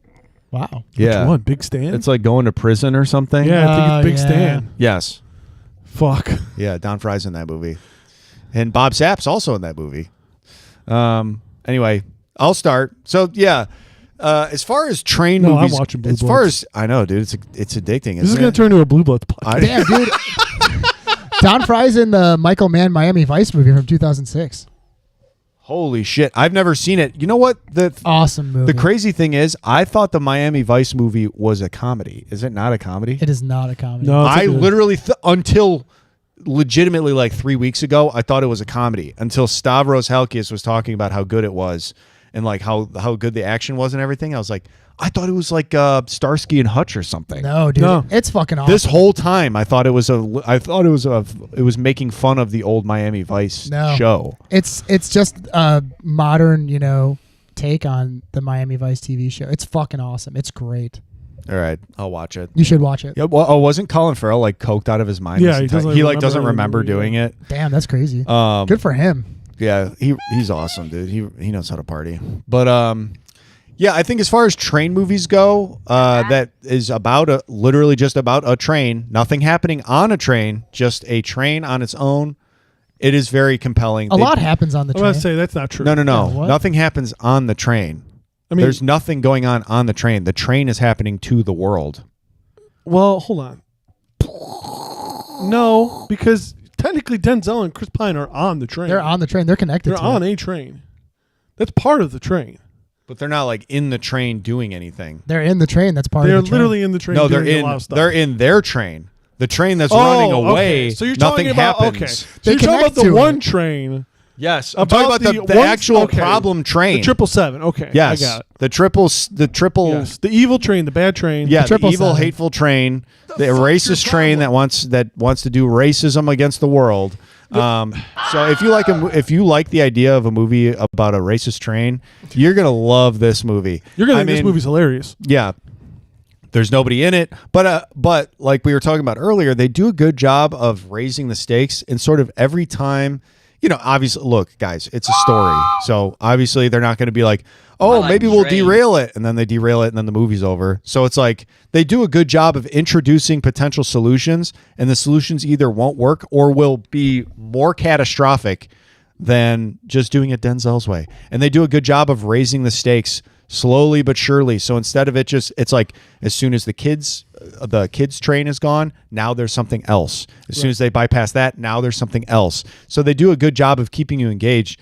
It's only a tight hour and 31 minutes or something like that. It's about I think an hour 40 almost. Yeah, it's a really, really quick watch. There's good visuals. Denzel's in it. I mean, the acting's pretty good. Chris Pine's character, a little questionable, but that's okay. You really don't get that much about him. It's just about him trying to stop this runaway train never going back. In your opinion, 25 minutes of grade A, hot, fresh. Oh, A+ action. 15 to 20 minutes of Yeah. excellent action, because that's Absolutely. about as much as I actually paid I attention mean, to. that's a ringing endorsement if I've ever heard one. And it's free on Tubi with ads. Yeah, it's on Stars too. I watched it on Stars. So Hell yeah. it's easily accessible. Guys, honestly, I think if you're a listener of the podcast and you haven't seen this movie yet, I think you should sit down and watch it. I do think that it's worth your time. It bored me initially, but you know what? We were watching through it before ultimately Blue Bloods turned on. Watching it on mute And- before I was as I anticipated watch of Blue Bloods. Yeah, Before Blue Bloods came on. I was impatiently watching through Unstoppable until Blue Bloods came on, and honestly, no Blue Bloods. and I'm like, you know what? Nothing could This be. movie ain't actually half bad. Can we So- talk about really fast, like how, if you're listening to like Spotify Shuffle and don't turn it off, it just keeps playing, right? And it'll Yes. put songs in there that maybe you like, maybe Yeah. you won't like, or whatever, based on your algorithm. Is the algorithm of people watching Unstoppable so close to the people that watch Blue Bloods that Oh, it just yeah. automatically threw Blue Bloods on? Yeah, like a I can young almost grandpa, guarantee you. like a young grandpa is definitely watching Unstoppable, and they're like, "Oh, I guess Blue Bloods is on." All right. a movie about a train, and then a show about cops. But It's like, yeah, okay, so dude. isn't Blue Bloods on like NBC? Like, who the fuck is watching CBS? it on fucking Prime? I don't know. Well, I mean, where else are you going to watch it? Yeah, On Paramount, fucking I guess. CBS, Yeah, but maybe you only have Prime because like your niece won't share, I guess. or your granddaughter won't share like Is the Blue family Bloods password still with on you. TV? I better actually be. don't know. I'm looking it up. Oh, Go no. ahead, big dog. I'll chime in about Blue Bloods. I love this fucking movie. It was great. I was a little worried because I was like, I don't know, man. This is a little outside of what we've normally done. Shit, 14 But- seasons Whoa. of fucking Blue Is Bloods. it still on? God. No, it ended in 2024. Oh shit! That's 14 fucking seasons, crazy. that It was rocks. on for 14 years. Wow. Holy That's a lot of shit. fucking Blue Tom Bloods. Selleck's still alive? That's crazy. I think so. Yeah. No, he fucking died in the last season. I mean, he died on set. maybe He died he's on already set. old in this. This is He's 2010. not that old in this. Maybe Yeah, he's I don't not know. that old, dude. He's probably about the same age as like my dad. In this, though. So he's the same age as your dad now in this, which was 16 years ago. All right, we're gonna look up how old Tom Selleck is. There's an easy answer to this. Fucking Tom derailing the podcast with his Blue Bloods bullshit. He's 81 years old. It's not that old. That's not that old. That's not that bad. That's true. All right, I'm sorry. That was We're gonna my. rename That was this my. podcast to Three Men and a Blue Bloods. Go ahead and. And give- the real question: who's the Gutenberg? I nominate myself. Who's the Steve? I'm the Ted Danson. I would say go ahead and give this movie a watch. It's a good time. I know. I'm trying to wrap it up so that Marsh can take over. Josh has to I haven't go. done mine yet. Yeah. It's a good movie. Watch it. Go ahead, Marsh. Jesus. Runaway train never come back. And that's only 20 seconds. So Blue Bloods on in the dining car. Blue Bloods on CBS. 14 seasons. Yeah, what can I say about the 2010 Tony Scott film? His final film. This movie, I was so pleasantly surprised. I loved it. I thought it was great. I highly recommend it because I think it's slept on. I slept on it for a very, very long time. And everybody check this one out. Like the way that they keep building tension throughout the movie, I think is expertly done. You know, you go from thinking that a train full of kids is about to get smashed into finding out that, you know, the runaway train is speeding up. It's filled with explosives. Cops are shooting at it. Denzel Washington's got a plan. He successfully, you know, thwarts the runaway train. I do have a couple things about this movie that I really, really liked. Mainly that I love when blue collar guys that aren't like, they're the fucking best. Like they're not Steven Seagal, right? They're just guys doing their jobs and they, you know, they just are good at their jobs and they think that they can, you know, accomplish something. I love that in any movie. There's a really, really good juxtaposition in this movie that Tony Scott does where all of this chaos is taking place. You're finding out that this runaway train that's going 77 miles an hour, that's filled with explosives, that could derail and take out an entire town and cause this like toxic waste event of hazardous materials being spilled out. And when the train company is finding out about all of this, the CEOs of the train company are literally like at the golf course, like hucking it up, like laughing, like, yeah, like they're literally putting while one of the guys is like on the cell phone getting the breakdown of what's happening.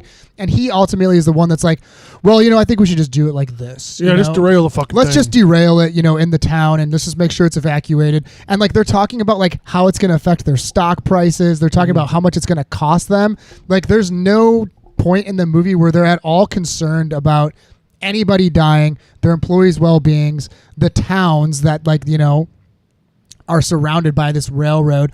I thought it was a really, really cool juxtaposition. So it's like a man against a machine. And then it's also, you know, like juxtaposed with like the blue collar union employees against like the evil corporate, you know, CEOs and people that are, you know, Frank Barnes is a real working class hero. Frank Barnes is a working class hero, and like I think it's just a really, really good juxtaposition. And then at the end, they even give you a little bit more with like Ned the welder breaking everything down. The hero of the day, like literally, like without Ned the welder, wouldn't happen without Ned. Without Ned, nothing would happen. He's breaking things down, and then like the suit guy comes up and he's like, "Okay, let's. I'm literally talk to you about this, blah blah blah blah blah." So like you know, like another, people that are very, very wealthy. Coming in to take in and swoop the credit away from the people that, you know, worked boots on the ground to accomplish something. They actually did it. So, you know, as a person who, you know, thinks, you know, the way I think, I liked that juxtaposition a lot. No, it's a good message. It's a great message. And I wish they would have ended it with like a Rage Against like a Rage Against Machine song. And then Denzel Washington flies. Yeah, that'd be awesome. He flies towards the camera. Yeah, and then besides that, I mean, the cast is absolutely stacked. Everybody does great work in this movie. I think I thought it was awesome. Denzel Washington bringing it hard. Stellar in this movie. Stellar, like everything, every movie he's in, he's good. I don't think he's ever half-assed anything he's ever done, which is really an attribute to him. You know, we talked about Willem Dafoe not half-assing it. You know, like a lot of these other characters, William Forsythe.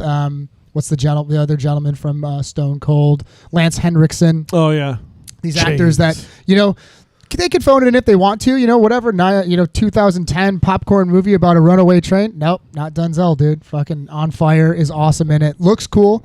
The fits are good. The fits are good, dude. The fits are sick, you know. I want that yellow vest. Nothing better than a vest, some work boots, you know, a hat. You know, everybody looks pretty cool. Yeah.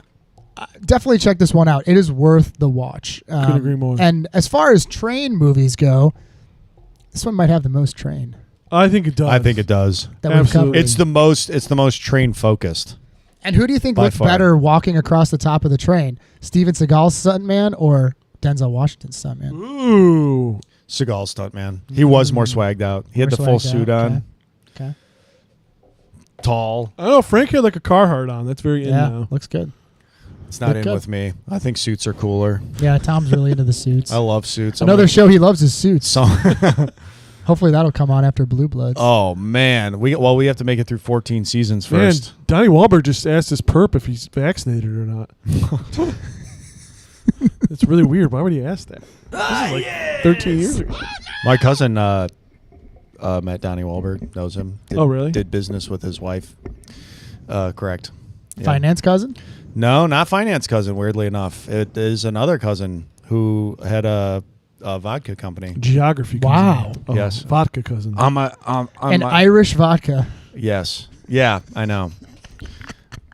I don't want It's just to. I don't want to like It's just give whiskey. away. I don't want to give away the company name because I don't know. Because every time I'd ask him, truly, he was in the business for like I think he's finally like out now, but he was in the business for like 20 years. I mean, how old am I? Yeah, I mean at least 15 years. And every time I'd ask him like, "How's the business going?" He's like, "It's the worst thing I've ever done in my life." He's like, "I fucking hate it. I can't wait to get out." At least he's not. Every single time I'd ask him, I was like, dude, it's never good. It like scared me. I was like, dude, starting a business sounds fucking horrible. Hell yeah. And I'll tell you what it's called and you can Google it. But yeah, so I think that'll wrap it up, guys. Next week we're going to be covering Money Train, which I've never seen. I have seen Money Train. I have seen Money Plane, and if it's anything like that, we're in for a treat. I'm really looking forward to it. Hell So join us next week, yeah. 7:30 p.m. on YouTube, probably. Get me off the fucking train! Bye bye. Get me off the fucking train!